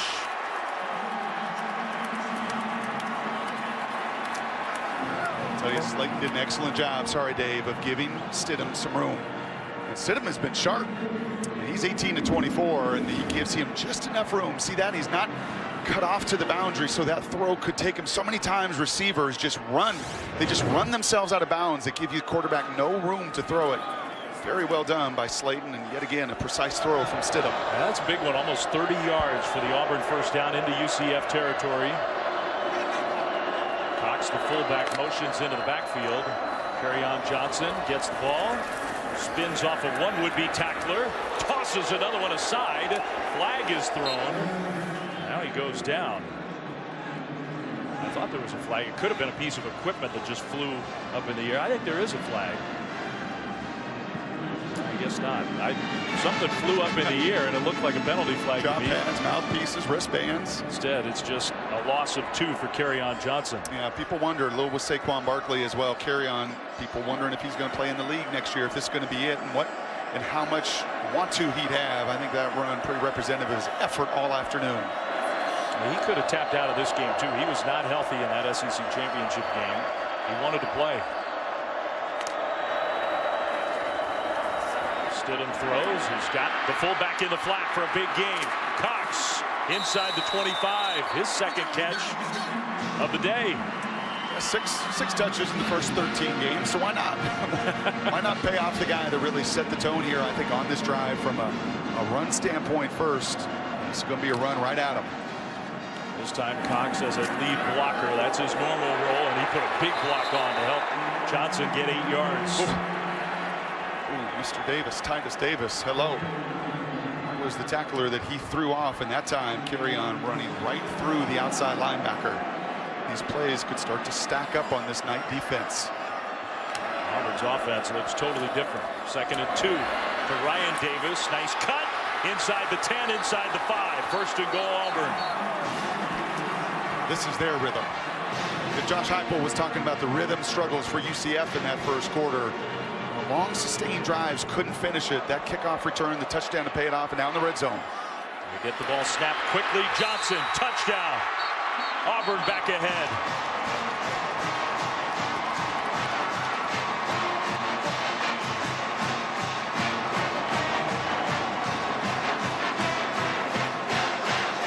Dave, I know you love baseball in the game of adjustments. You saw it with Auburn's defense going to a little spy. You see it here in the commitments. Chandler Cox, 27. No more of 18. That's not great, but he does enough. Gets a shoulder pad on him earlier. He's right into his chest. And they're not messing around.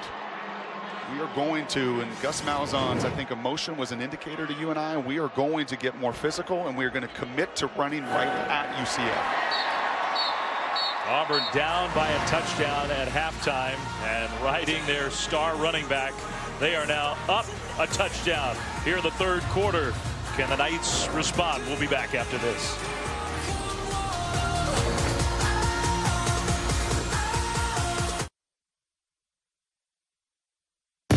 It was a slugfest, a defensive battle. LSU, the comeback, down 20 in the first half. They're going to win it. Number 1 goes down, setting up the mother of all Iron Bowls, part 2. Carry on, there's the jump pass, Gary Cole, touchdown. And they're coming out of the stands at Jordan Hare. The Dogs have defeated Auburn. I'm not sure how many people would have thought this game would have turned out like this. Well, not many teams, in fact, no other teams beat number 1 twice in the regular season. That's what Auburn did, but they lost on this field with a chance to go to the playoff. Trying for some redemption. Jared Stidham and company have a 7-point lead. Yeah, you said it. No one better at home this year. Little struggles on the road, and Kerryon said it in the second half. Get off me, Titus Davis, and then right back at you again with the touchdown run and run through tackles in that second half. Question about the want-to. And this is an awfully big drive right now for UCF in a game that we see in college football all the time. It swings so wildly in momentum. Finally on the side of Auburn in this building. Mike Hughes is going to bring this one out. Coming left, but can't get around. Can he? No. Still on his feet, but going backwards inside the 10. Let's go down to Allison. Hey there, Dave. Well, Gus Malzahn told us that he challenged his team at the half. You're seeing the result of that on the field, and you can hear the difference on the sideline, too. A lot of the players echoing that sentiment, pushing one another, encouraging one another. A lot more chatter than we saw in that first half. Jared Stidham, their quarterback, telling his guys, you need to go out there and dominate each play. So whatever he said at the half in that locker room, it really hit home with these guys. There weren't that many smiles or looks like that in the first half. No, but there really wasn't any panic either. Yeah. And there shouldn't have been. And I guess if there's panic, this is not a good sign. That is Mike Hughes, the most dynamic player, especially on that defense for UCF. And I don't know if this is a cramp. He was grabbing that right foot like he was trying to stretch out a cramp. That, I think, would be ultimately good news. Trey Matthews slow to get up as well. Another important player. So those two guys trying to get things together. That'll give us a chance to step aside. We'll be back. UCF has the ball, down 7 after this.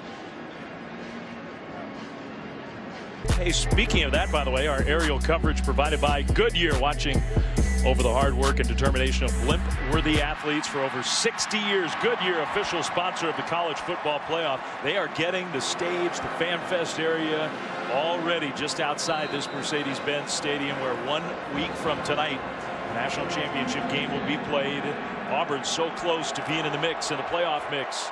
They have come from behind as UCF starts this drive with a handoff on the edge with their quick running back Otis Anderson, and he has his best run of the day, a UCF first down and a little breathing room after the kick return went bad for the Knights. Now out to the 20. Just enough running game to set up the play action and the movement off of it. One of the rare times that edge for Auburn defensively weakened. Otis Anderson, a little guy, not related to the great Miami running back and Pro Bowler from Jacksonville, just a true freshman. He is talented. Mackenzie Milton, can he get the pass game going?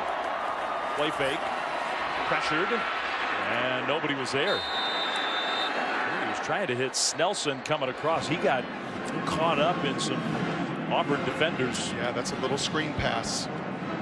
Yep, and Scott Frost continuing to say, hey, they're grabbing my guys on some of those screens, but they can do that. Better job there by Auburn defensively, reading and recognizing what's happened in front of them. How well has Auburn defended those screens in this Very game? well. Really well.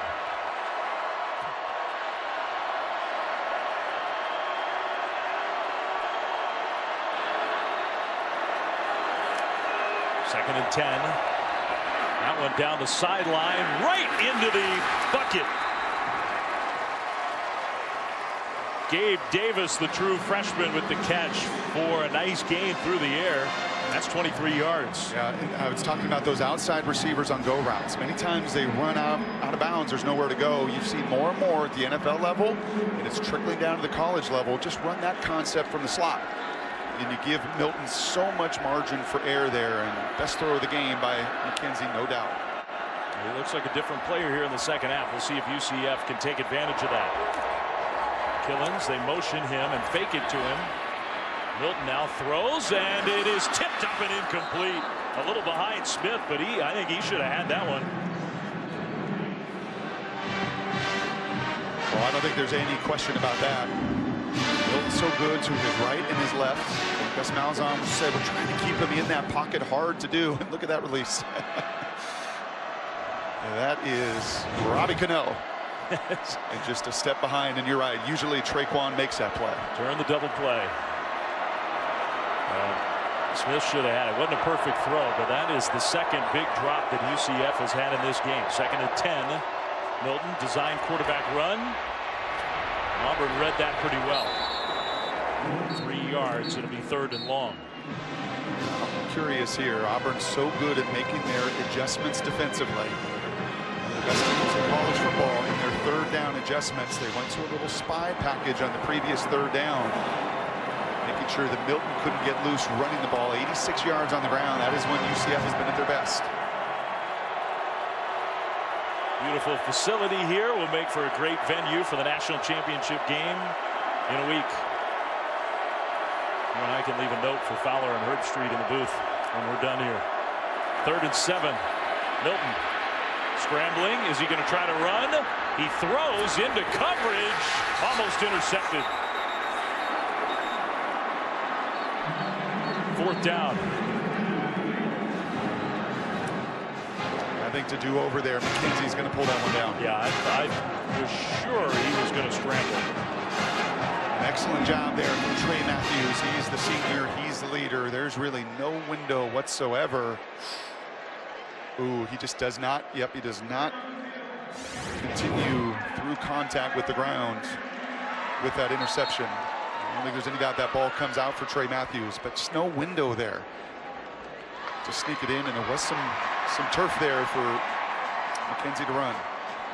Well, they are going to look at it. You can see why, but we had a good look. The ball popped out. He did not complete the catch, survive the ground, whatever ridiculous terminology we're using these days. The catch in all levels of football has just become a mystery, a disaster. It's not fun, but I think this one's pretty clear. He did not complete that interception. He got the foot in. Yeah. This is one you want quick. Yeah, this shouldn't take too long. That is the big video board up at the top of Mercedes-Benz Stadium. Okay, so you got it. You got the foot in, but yeah, there's no question. That's not an interception. Pass is confirmed. It's 4th down.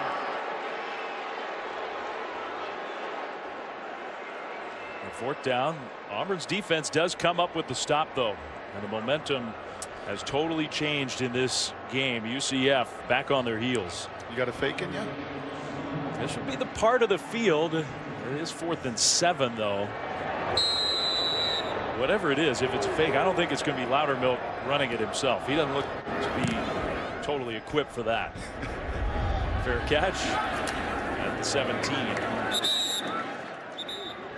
Well, the Auburn offense has revved it up. Georgia trying to rev their game up, getting ready for the Rose Bowl in Pasadena coming up when we are done. We'll be back here to Atlanta right after this.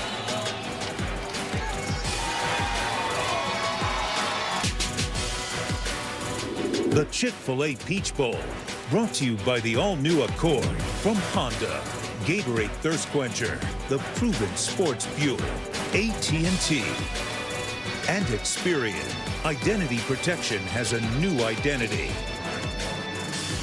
Players and coaches from UCF did a very good thing this week leading into this Chick-fil-A Peach Bowl, visiting the Scottish Rite Children's Hospital, signing autographs, meeting the kids. A lot of smiles all the way around. Not as many smiles at the moment on the UCF sideline, though, because up by a touchdown at halftime, now down by a touchdown a little more than halfway through the quarter. Little pitch play. That is Cam Martin for a positive gain on 1st down. Adjustments. He speaks to the coaching chops of Kevin Steele defensively, Gus Malzahn, Chip Lindsey offensively. Out of halftime, try to get a feel for what that opponent is doing. You've seen a little bit of spy, you've seen some change-ups defensively, and a whole lot of commitment to running right at UCF in the second half. And that speaks well to their coaches. Martin, left side, got drilled. Barely got back to the line of scrimmage. Rod and Griffin together. Big 3rd down for UCF's defense.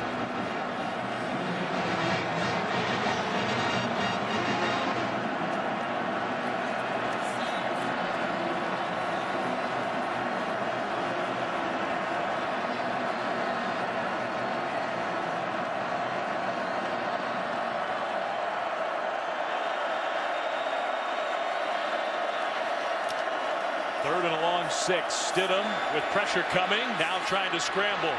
Penalty flag thrown. That's going to be a hold. The pass is incomplete anyway. So I don't think it's going to matter. UCF defender got tackled. Holding. Offense number 78. The penalty is declined. The result of the play is 4th down. Doesn't that feel like a very big play in this game? Huge. Not much was going right for UCF. And nice to see if you're UCF, your most dynamic playmaker as Garrod drew that penalty. Mike Hughes back on the field. I think you were right. Yeah, and Hughes is not going to be. Oh, it is not Hughes. No, it is not. Chris Johnson. It's a step back, but Chris got his opportunity. Yeah, and it does take away a great playmaker. Auburn shifting the formation. UCF, just in case, trying to match up with everybody. They are not faking. They're going to punt the ball away. That one's going to bounce on the turf. Stay in bounds for some extra yardage for Auburn, all the way down to about the 35-yard line. While we have a moment, let's check back in studio with Cassidy. Thanks, Dave. Let's check in on the Outback Bowl. Michigan and South Carolina. Jake Bentley, 53-yard TD pass to Shi Smith. The Gamecocks score 20 straight points to take their first lead of the game, up 23-19 in the fourth over on ESPN2. Dave, Brock, Allison, back to you. Wow, that one totally turns around. What a win that would be for Will Muschamp in South Carolina in the SEC. SEC happy that the Pac-12 has struggled the way that it has, because it hadn't been a great bowl season so far for them either. And Auburn has come to life in this second half. Back on defense, Mackenzie Milton and the UCF offense on the field. In this direction with the speed, played well by Auburn, just a couple yards for Killins. You just not felt that speed, have you? I mean, you just haven't. You watch the tape against South Florida or against Memphis, you see the explosive plays, the game-changing plays against a group, and Scott Frost knows it. It's at every level. It's the big fellas in defense. You see the safeties flying all over the field. The linebackers can run. It is the overall team speed that can be overwhelming. 2nd and 8. Milton hands it off. Otis Anderson tackled behind the line of scrimmage. Marlon Davidson from the other side. 3rd and long for the Knights. And Kevin Steele, this is a masterful job against the #1 scoring offense in America. 49 points a game for UCF coming into this game. Buttoned up here in the second half. Davidson standing up as a pass rusher. And Milton's been a lot more accurate in the second half throwing the ball. I figure he's going to need to throw it here. Pressured immediately, got rid of it, and it is caught in traffic by the tight end, Jordan Akins. That's a big play. Milton had a defender right in his grill, and he put it on the money. Now, Milton had in his face. Jordan Akins had Trey Matthews right in his hip pocket here. You see the little mesh route there. Trying to create just enough space, just enough window to fit that ball in between the two senior safeties. 26 yards. Anderson gets the carry, tripped up after a yard or two. It's a cool little wrinkle right there. And those are just the littlest of details that Nebraska's awfully fired up to bring Scott Frost into their program. Just that little nuance, right? And that release to just create enough separation. Not all those numbers, by the way, on Milton passing downfield. He has not had a ton of help. This one he checks down to Anderson, who got a foot in bounds for some positive yardage. That feels big. 3rd down and about 4 coming up. He looks like much more like the player who was one of the best players in college football all season long. Did not have a great first half throwing the ball.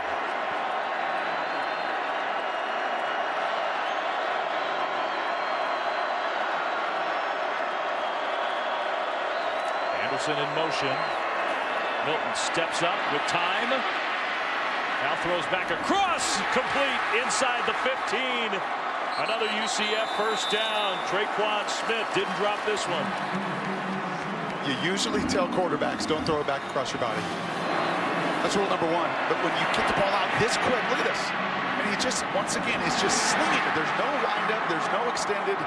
He just has such tremendous body control and balance, and he just flicks that once again between 2 defenders. 18 yards, play fake. Screen with blockers. Anderson pushing. Touchdown.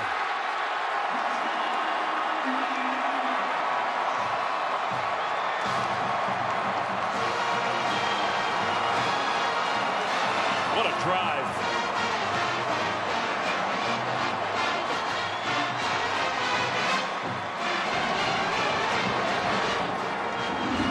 Going away. You said earlier Auburn had played that screen game so well, and they have the 1st, 2nd, 3rd, 4th time, but you keep coming back to it, and especially when you create some of that momentum and that ball sneaks across the line, and you get Auburn for one of the rare occasions today defensively really on their heels, and you can see the hands on hips. best complete drive of the mix and the run and the pass and the screen and the shot down the field for the Knights on the afternoon. Extra point coming to tie the game, and UCF does. It's good. They got the 3 and out on defense, got the ball back, and marched down the field. 65 yards in 7 plays. They punch it in to tie the game 2020. Well, you know what that picture is? That is a picture of a 12-0 team. Yeah. Gus Malzahn saying one of the things that UCF has done is win the close games. Gus Malzahn and Mike Norvell, pretty good buddies through the years. Mike Norvell at Memphis, and obviously lost a heartbreaker in double overtime to this UCF team. That's what he said, Gus. These guys are 2-0 in one-possession games. They find unique ways to win. And Auburn, in those one possessions, 0-2. It's just not common. Not at this level, not at any level. Undefeated FBS teams since 2008. The Utahs, the Boise States, the underdog type programs, at least at that point, that's what UCF is trying to do. Finish off a very rare perfect season. This is a special team. Returnable kickoff. Benigini, who had a long one to start the second half, gets hammered outside the 30. Another good return, though. Good field position for Auburn. The College Football Playoff National Championship weekend in Atlanta. Going to be the place to be, whether your favorite team is in it or not. Just bring a hat and some gloves. All the events and festivities planned for Championship Campus at collegefootballplayoff.com. You don't want to miss out on what will be a fun week and weekend. They are getting ready. Hustle, bustle. Yesterday, walking around town. Today, getting ready for this game. Yep. The preparations are underway. Great place to have it. All the hotels, everything walking distance. Quite festive with New Year's last night. Indeed it was. A hadn't been seen. Pitch play. And just no shock at all. Who's in the backfield? Shaquem Griffin read that one all the way. You know what? Chandler Cox got him a couple times, running right at him. That time they tried to trick him. And Chandler can't get to him. Here's the speed, the awareness, the quickness. Watch 27. Runs right around that block. Hitting laterally against 1-8. Not real good. No. That's one of the best blocking players in the country, and Griffin made him whiff. 10th tackle behind the line of scrimmage for UCF's defense in this game. Griffin having a huge afternoon. Handoff straight ahead, just nothing. Nowhere to go. I'll tell you what, Auburn's true to what they said to us. They did not want Carrion to have more than 20 touches going in the fourth quarter. And he's right at 20 carries, and he sat on the sidelines for that last 3 and out.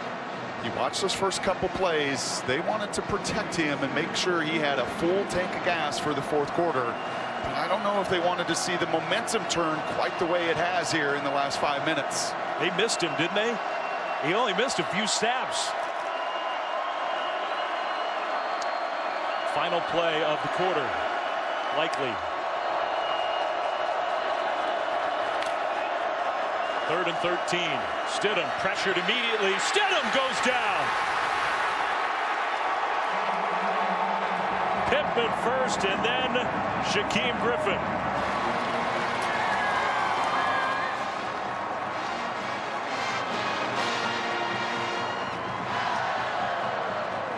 Spies come in all shapes and sizes. They can sometimes be linebackers, sometimes safeties.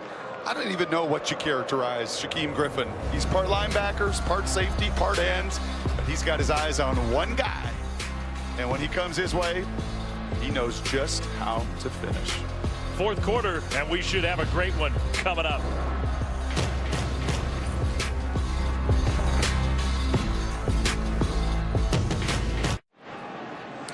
Man, do we have a good one here. This is the Chick-fil-A Peach Bowl on New Year's Day 2018 from Atlanta.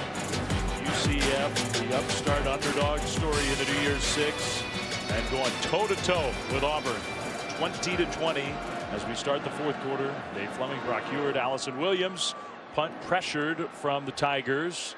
Hughes back to return, and he'll go out of bounds. It'll be good field position for the UCF offense. Our Capital One Impact Performance and no doubt who this is. Kind of like coaches will put game plans together, and you never know how it's going to work out. We had a plan to highlight Shaquem Griffin because he's such a marvelous story, and he's more than paid off this plan. He's been so dominant, and you just marvel. I was watching it practice on whatever day that was, Saturday, just watching him work and the multitude of talents that he brings as a rusher in coverage. And just the Energizer Bunny. And it infuses everybody around him. It infects everybody around him with how much fun and love he has playing this game. Just a tremendous player leading the way. Milton, tremendous young quarterback for UCF.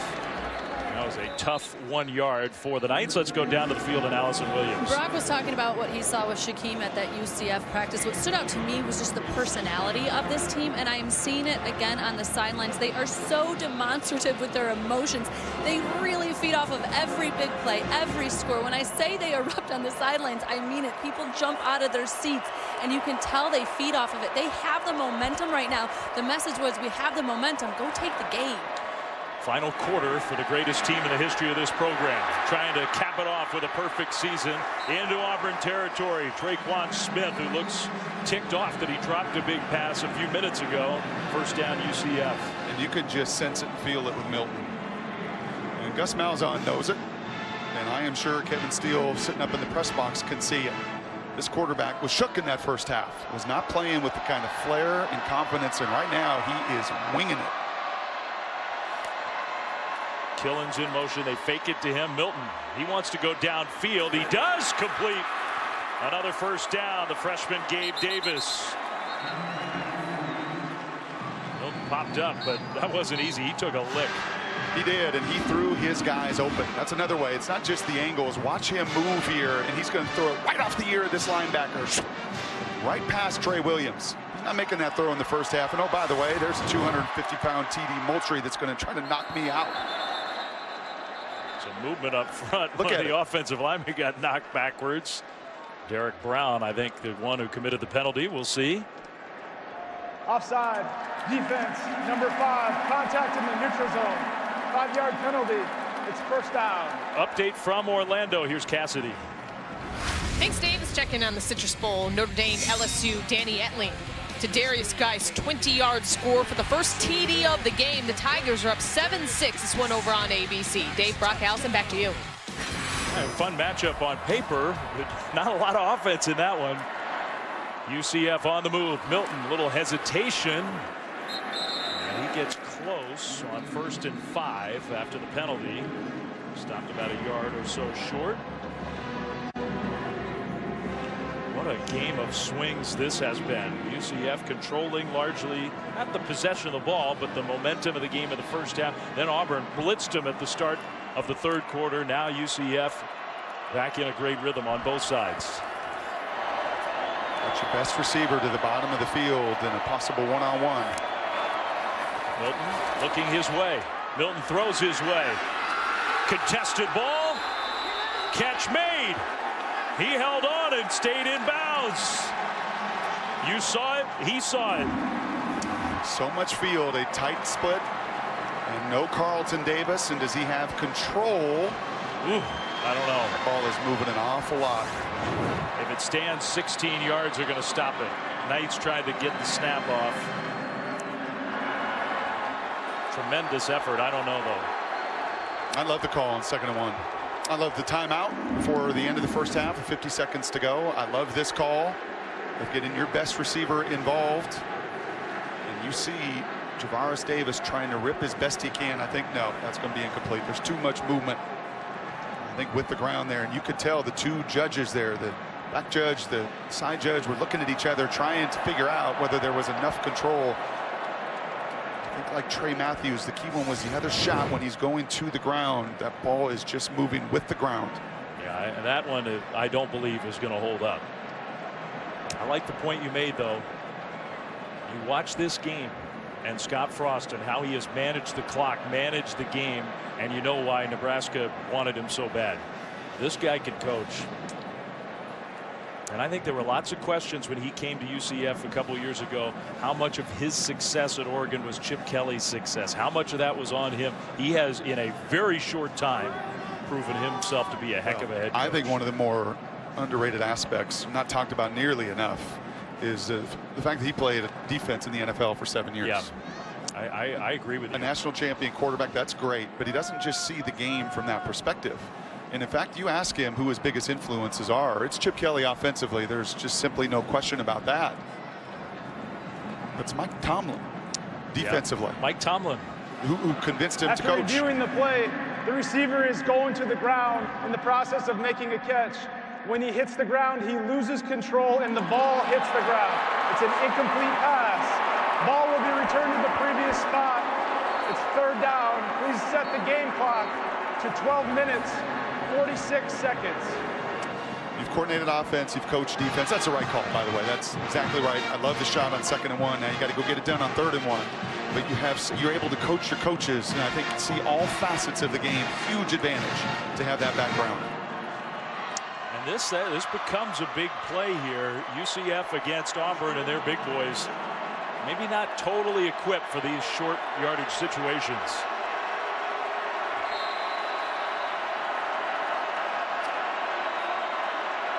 They will empty the backfield. Maybe Milton will keep it. 3rd and 1. He will. Milton. 1st down. And all the way inside the 10. See him put his head down. That's quarterback power. They have run that with success today. That's now a season high in rushing yards for Milton. But as he's going through the line, he just puts his shoulders and his head down, and he was not going to be denied. 1st and goal. Trying to take the lead, trying to get in the end zone. Davis, the freshman, in motion. They give it to Killens, and he is swarmed. Maybe got a yard and a half. Watching a little of their red zone practice, this area of the field on Thursday. Try to get into some of their rub routes. Got a couple downs here. If you're going to get man-to-man coverage, whether it was in bunch, lots of design and lots of scheme to try to free a player up.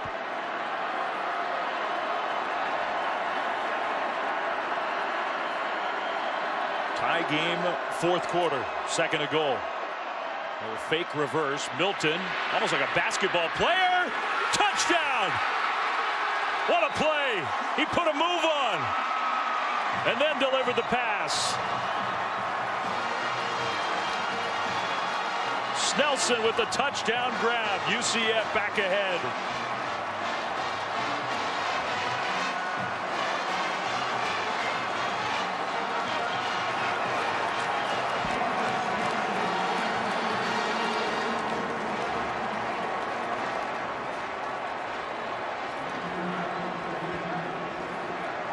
That was tremendous.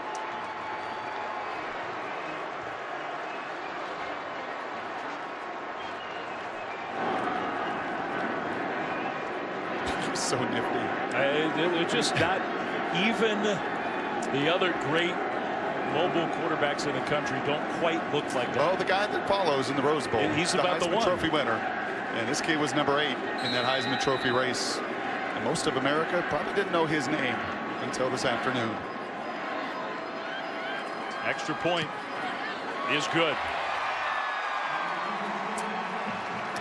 He is just a gamer. We all know these guys. We played against him on the playground in any sport. They just get it done. He's going to make the first man miss. It's all conference DeAnd Holland, and he's going to throw it and sing it right from his ear. His next coach, Josh Heupel. Wow. I think he utters perfectly everything that we all feel. The thing is, Frost has seen it all season long.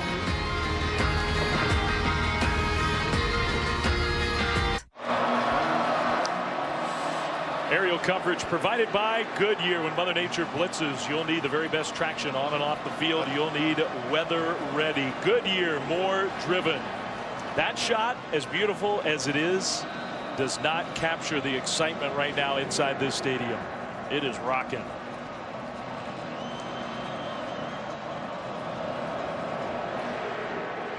The Knights of UCF back ahead 27-20. Now Auburn's going to need an answer, and maybe it could come from the kick return team. That has been a spark for them. Out to the 25. This was during the timeout. Maybe they needed to be resuscitated a few minutes ago. Auburn had taken control of this game. They're back. That's pretty good. Allison nailed that. And you're right. You watch them practice same way. It's just high octane. It's the fun and it's the love of playing football. This was an 0-12 team 2 years ago. 0-12. And that is why their coaching staff ran themselves into the ground to work 2 jobs to be with this group one last time. Handoff, Johnson just has not had a ton of room in this game. He's been productive, not explosive, not in the way that we usually see. Yeah, so patient. But sometimes when you're facing little quick guys, like these linebackers are for UCF, sometimes that patience isn't always the best method. Titus Davis, we saw him, number 10. He's played a good game. Stidham on the move. Stidham being chased, and he'll have to throw it away. Time was running out on the sophomore Baylor transfer. 3rd down. It's about to get loud again in here.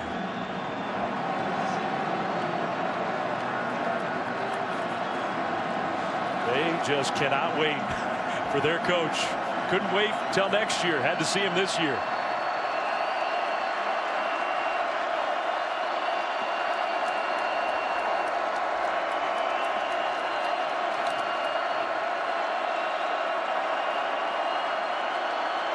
Play clock winding down. Here comes some pressure. Stidham throws, and it is incomplete. Into coverage. Slayton upset that there was some contact.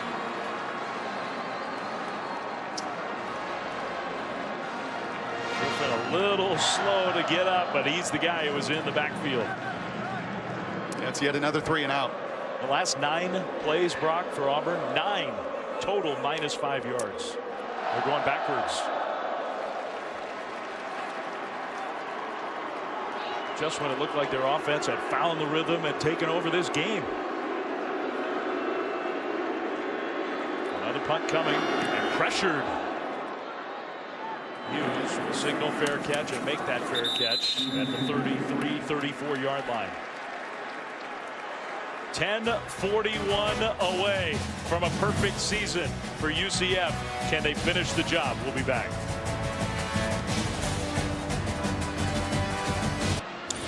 Back in Atlanta, time for our all-state, all-hands-in play, or in this case, plays for the UCF quarterback. UCF is here because of Mackenzie Milton. And plays just like this. That was a 3rd down pass between 2 guys to the only spot back across his body that he could fit it in. How about throwing guys open? Nobody else on the field could see this happening but the quarterback, and he puts it just in the right spots to the true freshman. And tell me that doesn't look like Baker Mayfield. Try to tell me that does not look like the guy you're going to watch in the Rose Bowl here in a couple hours, as he just flings that thing with supreme confidence. 3 of 17 in that first half. Just could not get into any rhythm. And in the second half, you see Deshaun Watson take games over. Right, last year won national championship because it just does not matter when a QB like this gets hot. There's just very little containing and stopping him. And right now, Auburn may be feeling like if we don't stop them here, they are in huge trouble. 10:41 to go. UCF trying to stay undefeated, complete the perfect season. Milton pressured. Milton tried to spin away. He'll go down. That's Jeff Holland, the great pass rusher for Auburn.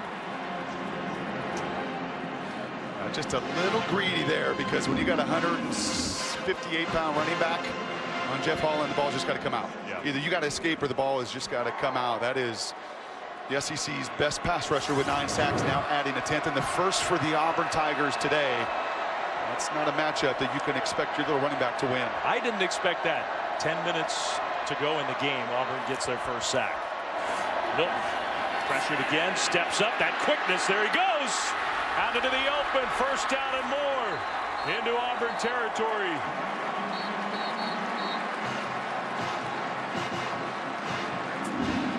And Kevin Steele knows it. He coordinator, longtime coordinator, he just knows it.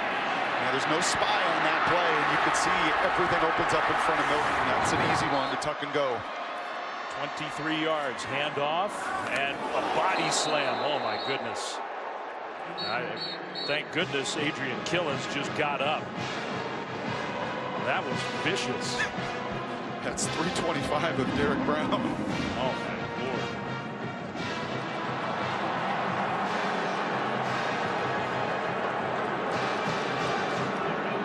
Yikes. Yeah. The UCF fans are unhappy, but unhappy about what? The DDT. 2nd and 10. Milton, pressure picked up, down the field, and caught! Perfect pass! Traquan Smith. I don't think there's any doubt about this one. That's good coverage. I mean, just a perfect pass is going to beat elite coverage, and Gus knows it. Like, are you kidding me? I've got Daniel Thomas. I got a bracket on their best player. 2-on-1.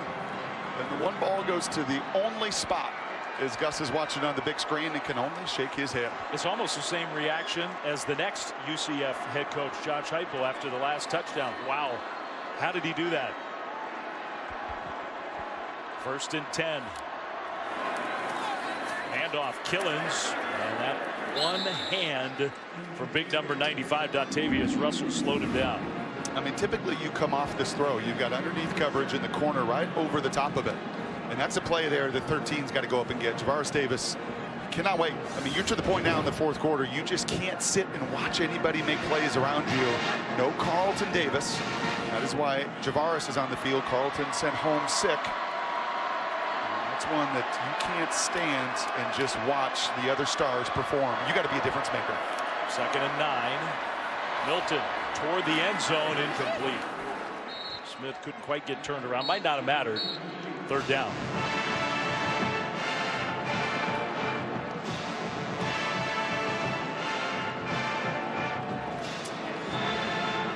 Be a little more fun calling plays when the QB makes anything work.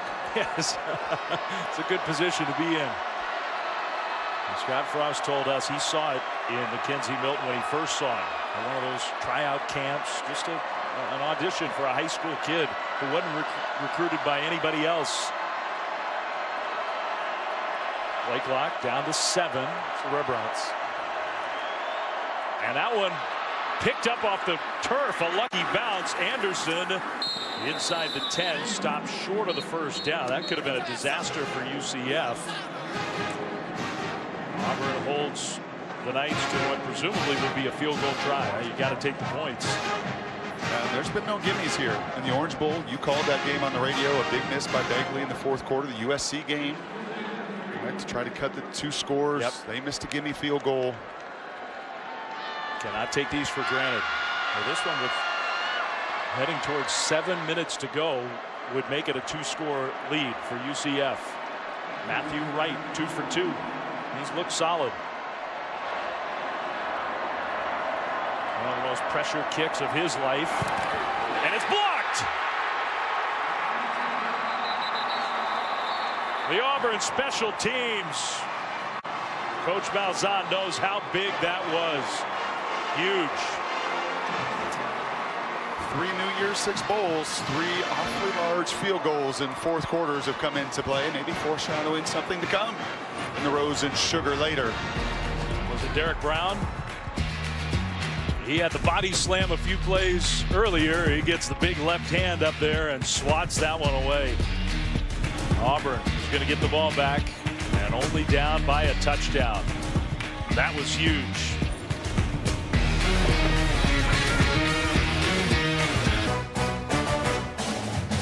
The Chick-fil-A Peach Bowl, brought to you by Chick-fil-A.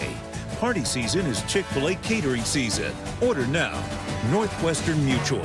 Spend your life living. And Nissan, premier partner of the Heisman Trophy. Basically next door, the College Football Hall of Fame. We are here in Atlanta, Mercedes-Benz Stadium, all the great history of the programs that get the College Football Playoff 2018 started when we are done. After us, the Rose Bowl from Pasadena, then the Sugar Bowl in New Orleans. First down, Auburn. Stidham wants to go downfield. He's going deep to Slayton, who adjusts, and it's knocked away. But here comes the flag. Penalty thrown to Vel Clark. Is going to be flagged, and he knows it. Yeah, he does know it. And they're trying a little double move there off their quick screen, the little bubble screen, and Clark hesitated for just a moment. Pass interference, defense number 14, 15-yard penalty, automatic first down. And that's all you need is just a little hesitation, and then you're just lost in space. And that's a bad feeling as a DB. When those hands go up to make the catch and you can't find the ball, you can't locate it, you're playing from behind.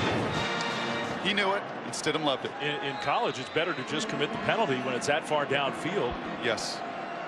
15 yards as opposed to 40 or whatever it was going to be if the pass was completed. That's the first Auburn first down in 16 minutes of game action. Under 7 to go with the ball, but down by a touchdown to undefeated UCF.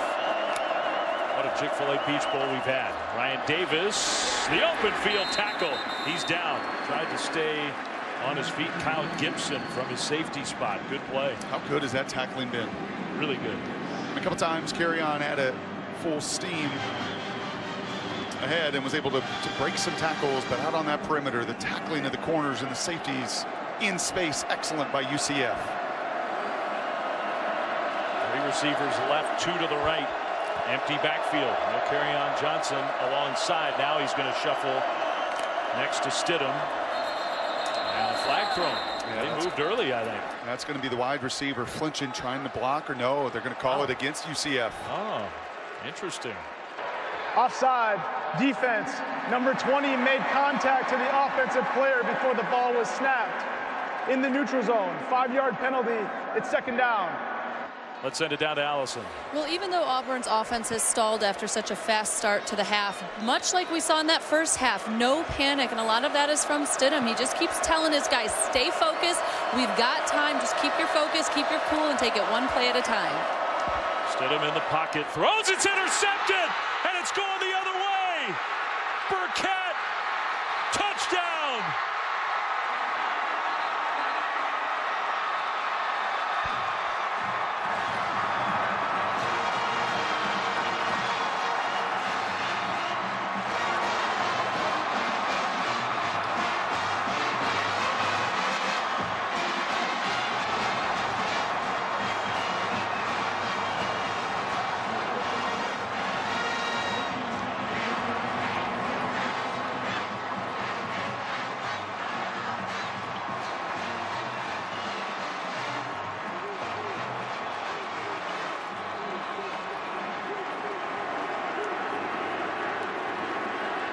Must make the whole month feel worth it for Scott Frost, his staff, his players.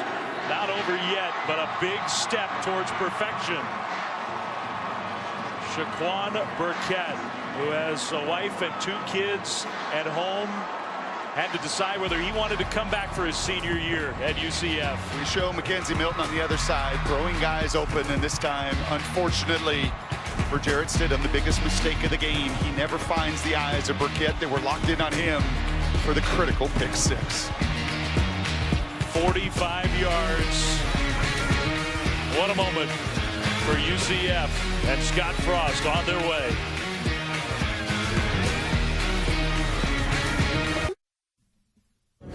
Cassidy Hubbard with your studio update to the Citrus Bowl. After a Notre Dame touchdown, Irish go for 2. Ian Book to Josh Adams, originally called down and then overturned after review. It's now tied at 14 with 5 to play over on ABC. Dave Brock, Allison, back to you. Greg Cassidy, thank you for the update. This stadium rocking. UCF. Remember, they were down 20-13. They have stormed back. And the pick 6 from the senior Shaquan Burkett, who grew up like 50 miles from the campus of Auburn in Montgomery, Alabama. His 2nd career interception. I'm just going to go out on a limb and say this one's the biggest. 34-20 UCF. Auburn in big trouble with under 6 to go. They could use a big return. They don't get it.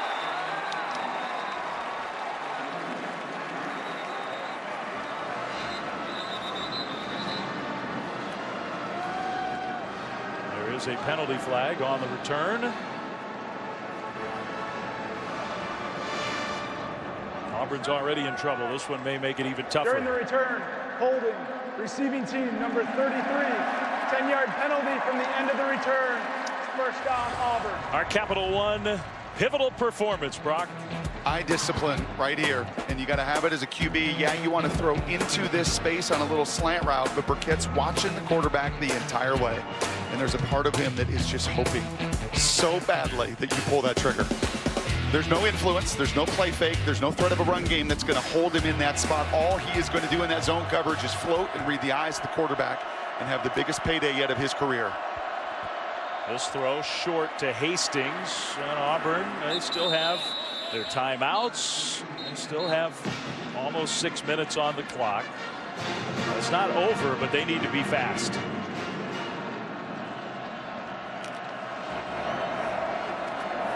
Griffin pressures. Stidham stepped up. He finds Hastings over the middle. He trips across midfield, but a big gain. Here come the Tigers, not going away. No, and Stidham's not going to go away. He has got way too much courage, way too much poise. He too has an amazing story of perseverance to be here. There's no surprise he's responding. That one was 30 yards. Pressure picked up. He's got Hastings open again. A big hit, and a penalty flag comes in. That one may be targeting. Kyle Gibson this time. They picked up the targeting earlier in this second half, but they had called on the other safety, Trey Neal. That one, I think, has a much better chance of standing. Yes. I don't think there's any doubt about that one. That is a defenseless receiver. Targeting defense number 25. The play is under review. That's a defenseless receiver that is going down. He is going to be down. And I know that Gibson's frustrated and thinking that ball's rattling around. I got to try to knock it out. But the last time the shoulder of Trey Neal hit the nameplate of Hastings, this time forcible contact right to the head and the neck area. Yep. I don't think there's much doubt about this one. So that would be it for Kyle Gibson. It would also move Auburn even closer to the goal line. This is happening fast for the Tigers, and it is giving them a chance here. This game is far from over. So they're taking a look upstairs. Ruling on the field of targeting. Tonight on SportsCenter with SVP after the All-State Sugar Bowl. Comprehensive coverage of the targeting is confirmed. Playoff semifinals. You can hear that in the background that the targeting was confirmed. So all kinds of stuff to talk about with SVP, Fowler, Herbstreit, Tebow, many others. 2017's worst beats. All kinds of stuff tonight following the All-State Sugar Bowl. Targeting upheld. Kyle Gibson is gone from this game, and Auburn is knocking on the door. Yeah, and I don't think that is malicious, but it is in that moment there you do have to make that decision, and you just cannot go to the head or neck area of a defenseless player. In the last 30 seconds, Will Hastings, 3 catches, 56 yards. He and Stidham have taken Auburn down the field. Not quite first and goal. They may go right at him with a backup now in the game, and Richie Grant. Now timeout. And I think UCF wanted to get organized on defense.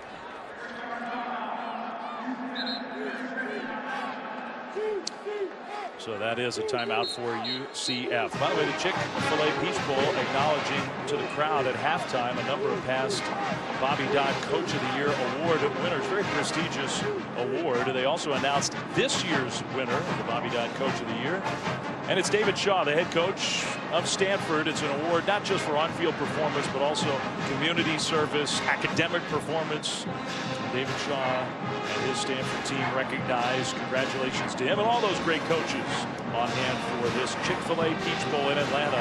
What a game we've had. Not over yet. Yeah, former UCF coach George O'Leary was down there on the field. And remember, yeah, it was an 0-12 season and a really difficult season. Two took this program to a January 1 bowl. Victory against Baylor years ago, and Scott Frost 5 minutes away from doing so, but he knows what he's up against. When you get to this stage and play this opponent, who's maybe watching the big screen from the bench, but the guys out on the field playing and balling, they're here because they've got tremendous resolve. If Auburn punches this in, there is a lot of time left in this game. Stidham, a little delay. He's going to run it. Stidham, maybe not quite as dynamic as McKenzie Milton, but he can move. Clock winds. That's a factor. Second down. He gets up gingerly. He does. He will hand it off. Carry on Johnson. It goes down. That's big. Every second that ticks away is not in favor of the Auburn Tigers. Steve Griffin, what a performance by him. Stidham's hurting a little bit. Third down. They're down 2 touchdowns, so it's 4 down territory. Field goal doesn't do Auburn any good.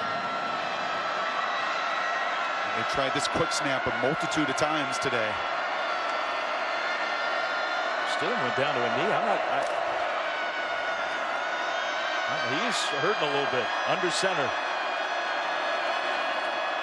Fake. And a little give on the end around. Touchdown. Eli Stove.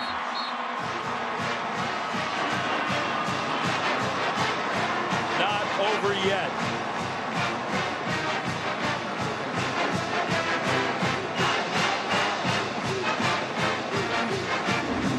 Well-designed wrinkle here. You're expecting UCF to over pursue, and that's exactly what number 10, Titus Davis.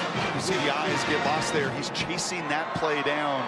It's been a hyper-aggressive group, and that time he used that aggressiveness against them as containment is lost. Gus Malzahn right back in it. 89 yards, maybe most importantly, a minute 44. That's all it took. Down the field in a hurry. Great response by Auburn after the pick 6. Looked like it might have put the game away.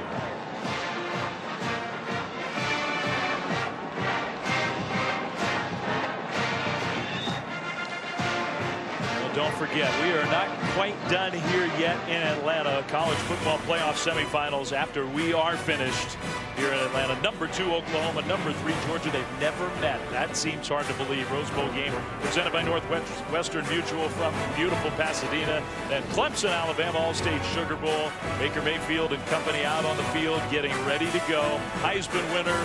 He won it all this year. Had a spectacular year. Can he lead the Sooners to a national championship? So much charisma. Right, we're seeing that today with McKenzie Milton. And I understand when he walked into the Rose Bowl, we showed that earlier, carrying that big sign that said Pretenders. That was our very only Corso. that had made that comment about Oklahoma. So Baker's going to use whatever he can as a form of motivation. Even the old former coach, Lee Corso. And that it's sort of emblematic of Mayfield because you figure it's the semifinal game. It's the Rose Bowl. It's Oklahoma, Georgia. You don't need anything extra, but he'll always take it. That's just who he is.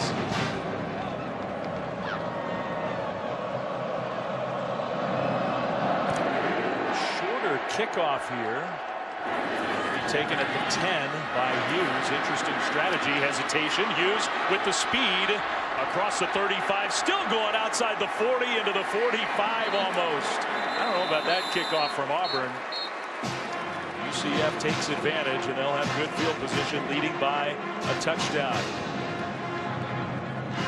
Brock Ewert here from Atlanta. What a great time we've had at the Chick-fil-A Peach Bowl. Great hospitality. One of the very best bowl games this bowl season. Has a chance to be, with 4+ minutes to go, one of the most memorable days in recent college football history for the little guy, for the underdog program. I don't think you and I have smiled so much doing a game together. I mean, this game has been so full of storylines that have played out. Just tremendous play, and you see teams responding, which what you're going to get on January 1, and I'm going to guess we'll see in the Rose and the Sugar later today. McKenzie Milton, handoff, straight ahead running for Anderson. Auburn's got the timeouts. Gus Malzahn electing not to use one here. Under 4 minutes to go. Even one first down for UCF puts enormous pressure on Auburn. They aren't equipped necessarily to take a lot of time. We'll see if they want to let that play go. The clock is their friend. You don't want to snap it too quickly, do you? Oh, no, they'll take it down, and you see just that from McKenzie Milton. Be patient. Sometimes it's hard for these up-tempo teams to do.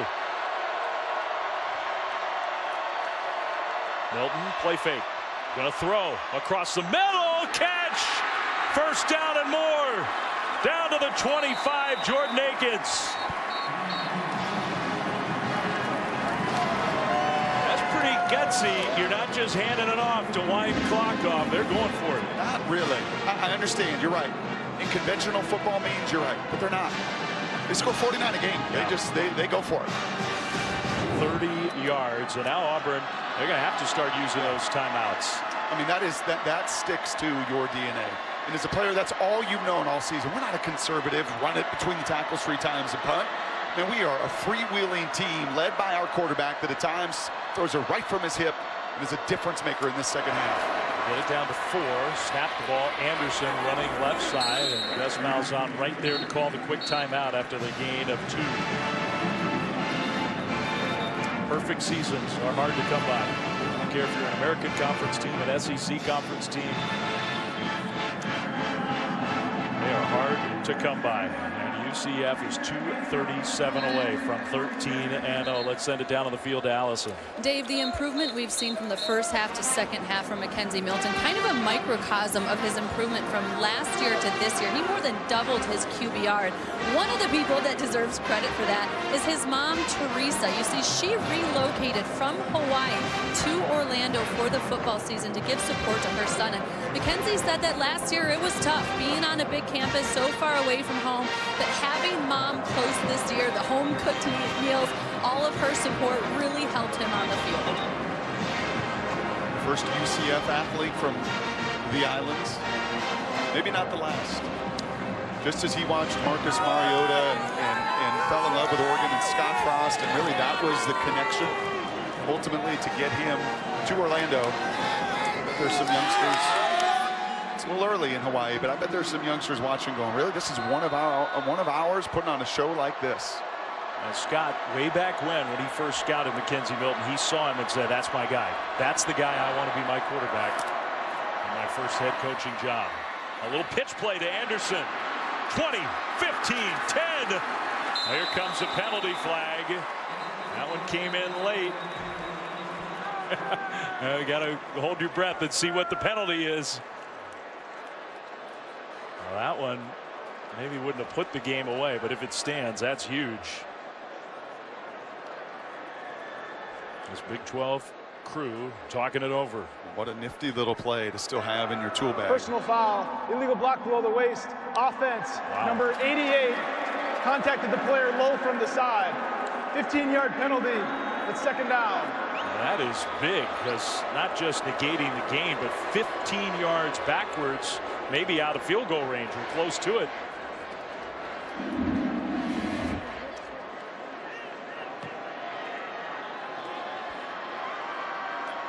I guess the only positive is that's at the 10-yard line, so a spot foul from the 10 on the big play down the field.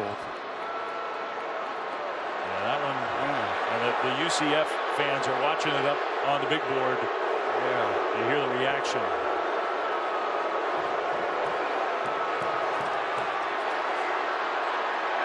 Scott Frost has not been happy all game long with this officiating crew. Yeah, that felt in this moment, to me, it's got to be fairly egregious. It's just got to stand out. Let these players in the final 2:33 decide it. That one helps Stidham and Auburn big time. Second down and around 11. You're right. The spot foul aspect of that did mitigate a little bit of the damage, a little bit. Clock stopped. Play clock. Milton, another pitch play. Anderson, can he get this one upfield? No, not in the same way. He got a couple yards. Another quick timeout for Auburn. Gutsy for calling the pass play a few plays ago. Got third down coming up here. I'll tell you what was dangerous right here. They run that option play now to the other side. And Mackenzie Milton, he wants this game. Watch him make the pitch here. And then if you called this earlier, watch him go. Oh, boy. I mean, I guess he just whiffs.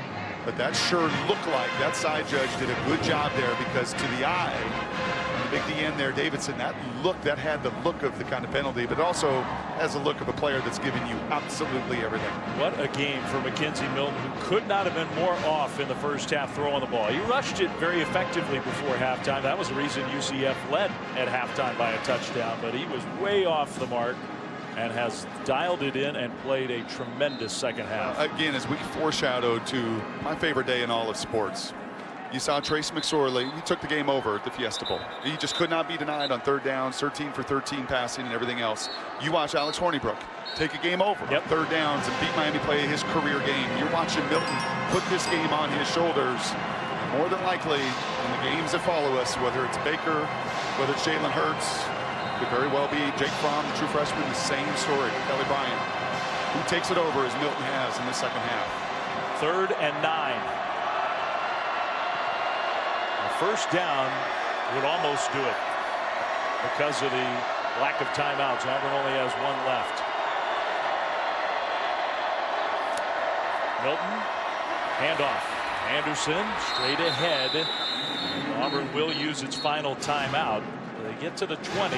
Scott Frost is going to lean on that kicking game. Remember, they had a short field goal try just a few minutes ago. And the reason that this is still hanging in the balance is what Auburn special teams did last time they tried. It was big old Derek Brown right in the middle of that line. You have to stop that initial surge. He got his big paw up. And there's been no gimme the New Year's Six season when it comes to these field goals. And you said it before Matthew's last kick. He's made a bunch of them in his career, but none with quite the pressure of that last kick, and that was 6 minutes ago. With 2:23 and Auburn now out of timeouts, make it real difficult. I mean, in a lot of ways, this is like the table setter for what's still to come today in Pasadena, Illinois. Because you imagine the pressure on this kick, on this kid, the emotions on this sideline. We still have the 2 semifinal games to play.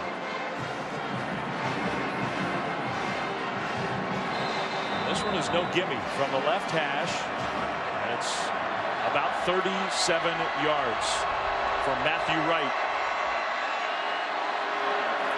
Snap, hold, kick is no good. He missed it left. And Auburn still got a shot. Plenty of time, 2:18. The 2 missed field goals, 1 blocked, 1 just out now missed. By that much, not much. Oh.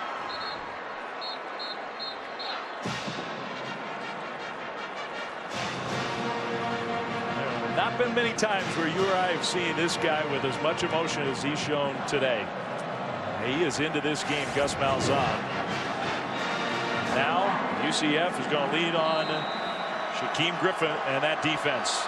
Where's Will Hastings? He was the difference maker on the previous 2-minute drill. Auburn's got to go 79 yards. They got to get in the end zone. Hastings is out on the right side. There he is.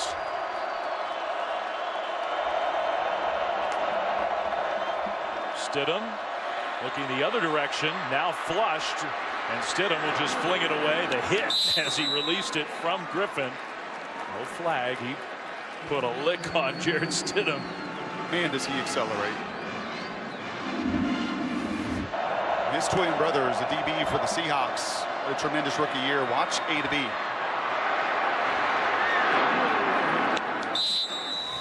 Somebody at the next level find a spot for that guy. I'm surprised Stidham went away from Hastings. He's his trusty guy against zone coverage. These 2-minute drills. And remember, Kyle Gibson, starting safety, good player for UCF, out because of targeting. Stidham looking middle, throws short, incomplete. Trying to hit Kerryon Johnson. He took another hit. Oh. Rod. Senior D lineman. Ouch. Yeah, and that one stings 2 ways, not only to the chest, but as you get bobblehead there and you hit the back legs of your offensive left tackle. Huge third down. No timeouts left for Auburn. They got to do it here on this drive. They stack the receivers. Now he brings them in. Hastings on the backup. Play clock down to 5. Stidham steps up, now going to try to run, and he is chased down. Griffin again. One play away for UCF.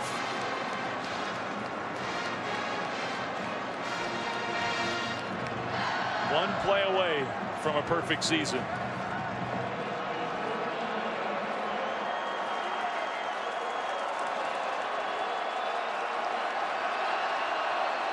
Fourth and 8. Does he have one more in him? Stidham steps up. It is caught by Hastings. And that's enough for the first down out to the 35. Auburn still breathing. Tried the two previous snaps to get it to him. That time they finally do when they absolutely have to have it. Clock rolling, 1:20 to go. Stidham throws short to Hastings again, and he turns it upfield. Hastings to midfield. Will Hastings has become the star in the fourth quarter for Auburn. Well, he is a zone beater. If you're going to play zone, he's going to find the soft spots. Stidham going deep. Slayton out there, and it is incomplete. Incomplete. He tried to adjust to the ball and could not quite get there. I thought he had a chance. These guys are gassed. Everybody is. Physically, emotionally. And I like the hand fight. Another play. Both guys pushing back and forth a little bit. Do not define the outcome of this with a call. Antoine Collier, who might be playing a true freshman because of the targeting ejection of Kyle Gibson. Good coverage. Second down, 1:04 to go. Auburn across midfield. They need to get to the end zone now. A timeout. Scott Frost was waiting, and he calls a timeout. He's got one left. All right, so while we have a minute with all the drama here, let's check in with Cassidy back in studio. Thanks, Dave. And back to Orlando. Quite an ending at the Citrus Bowl. Ian Book to Miles Boykin. Take a look at this grab. 55-yard touchdown. Second time that Book had made a touchdown. This one would give the Irish a 21-17 win. Dave, Brock, Allison, back to you. Wow. That's a pretty big play for the Irish. I think January 1st starting off pretty good in 2018. I would say. Well, the kid who has been not just an inspirational story for us, but for everyone around this sport. And that kid, a walk-on at Auburn with all the talent, all the NFL prospects, all the huge five-star recruits. A guy who got a spot on this roster by walking on as a kicker, has 6 catches, 117 yards, and a touchdown. I'll tell you what that timeout did, is it let him catch his breath. He was gassed coming to the sidelines, as you can see, trying to just get right. He's back on the field. Career game for him at Auburn. McKenzie Milton can only watch. The field goal miss has given Auburn a chance. Stidham looking for Johnson, throws in his direction. The catch, the turn upfield, Johnson out of bounds. Short of the first down. That will stop the clock at about the 41. 58 seconds to go.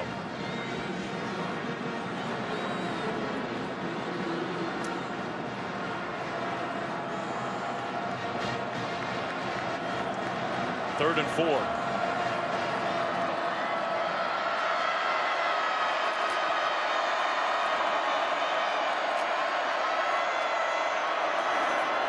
Griffin chasing, couldn't get him. Stidham running.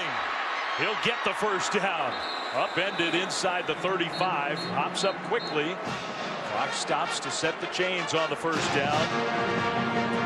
These are precious seconds. Now it rolls again. Down to 45. Stidham will throw it away. I think if there's no penalty throw, that's a good no call. That didn't look to be egregious. That was a coach making sure that Brandon Moore, freshman, didn't make a mistake after maybe he got away with one.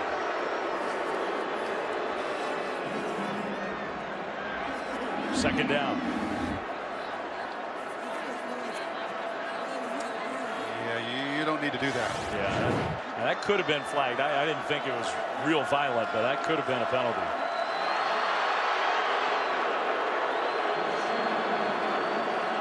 Hastings comes in motion on 2nd and 10 with 40 seconds to go. Stidham throws middle, and he's got a completion inside the 25. Nate Craig Myers. 33 seconds on the clock. An offensive lineman for Auburn is down. Back near the original line of scrimmage. Is that the center? I think it's Casey Dunn.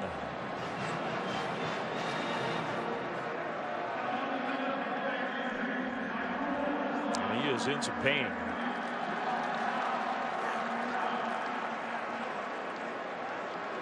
Clock stopped for a first down, so you get no runoff with the offensive player injured. 34-27 UCF. One short field goal blocked, one relatively short field goal missed in this fourth quarter. Otherwise Auburn would not have a chance, but they do have a chance.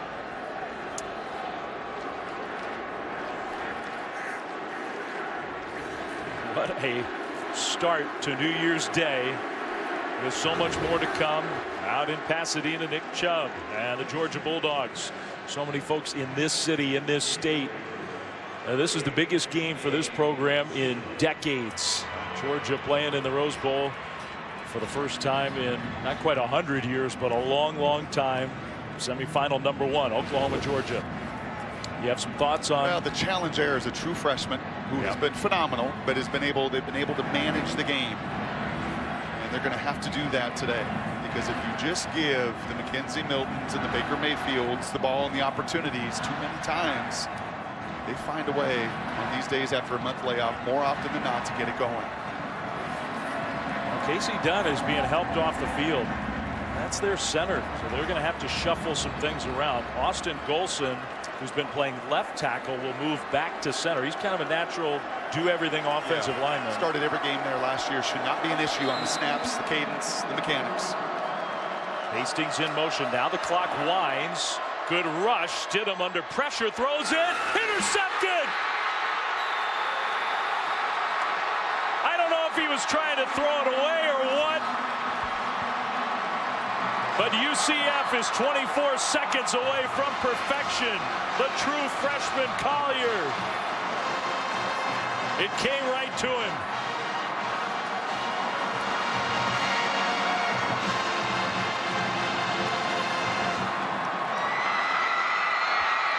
Think about what that guy is feeling right now.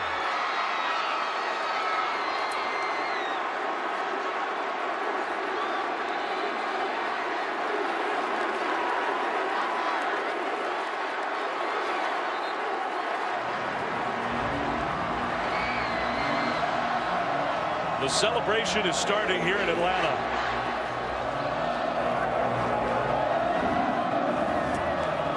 No, Eric Shenander, the D coordinator, played zone.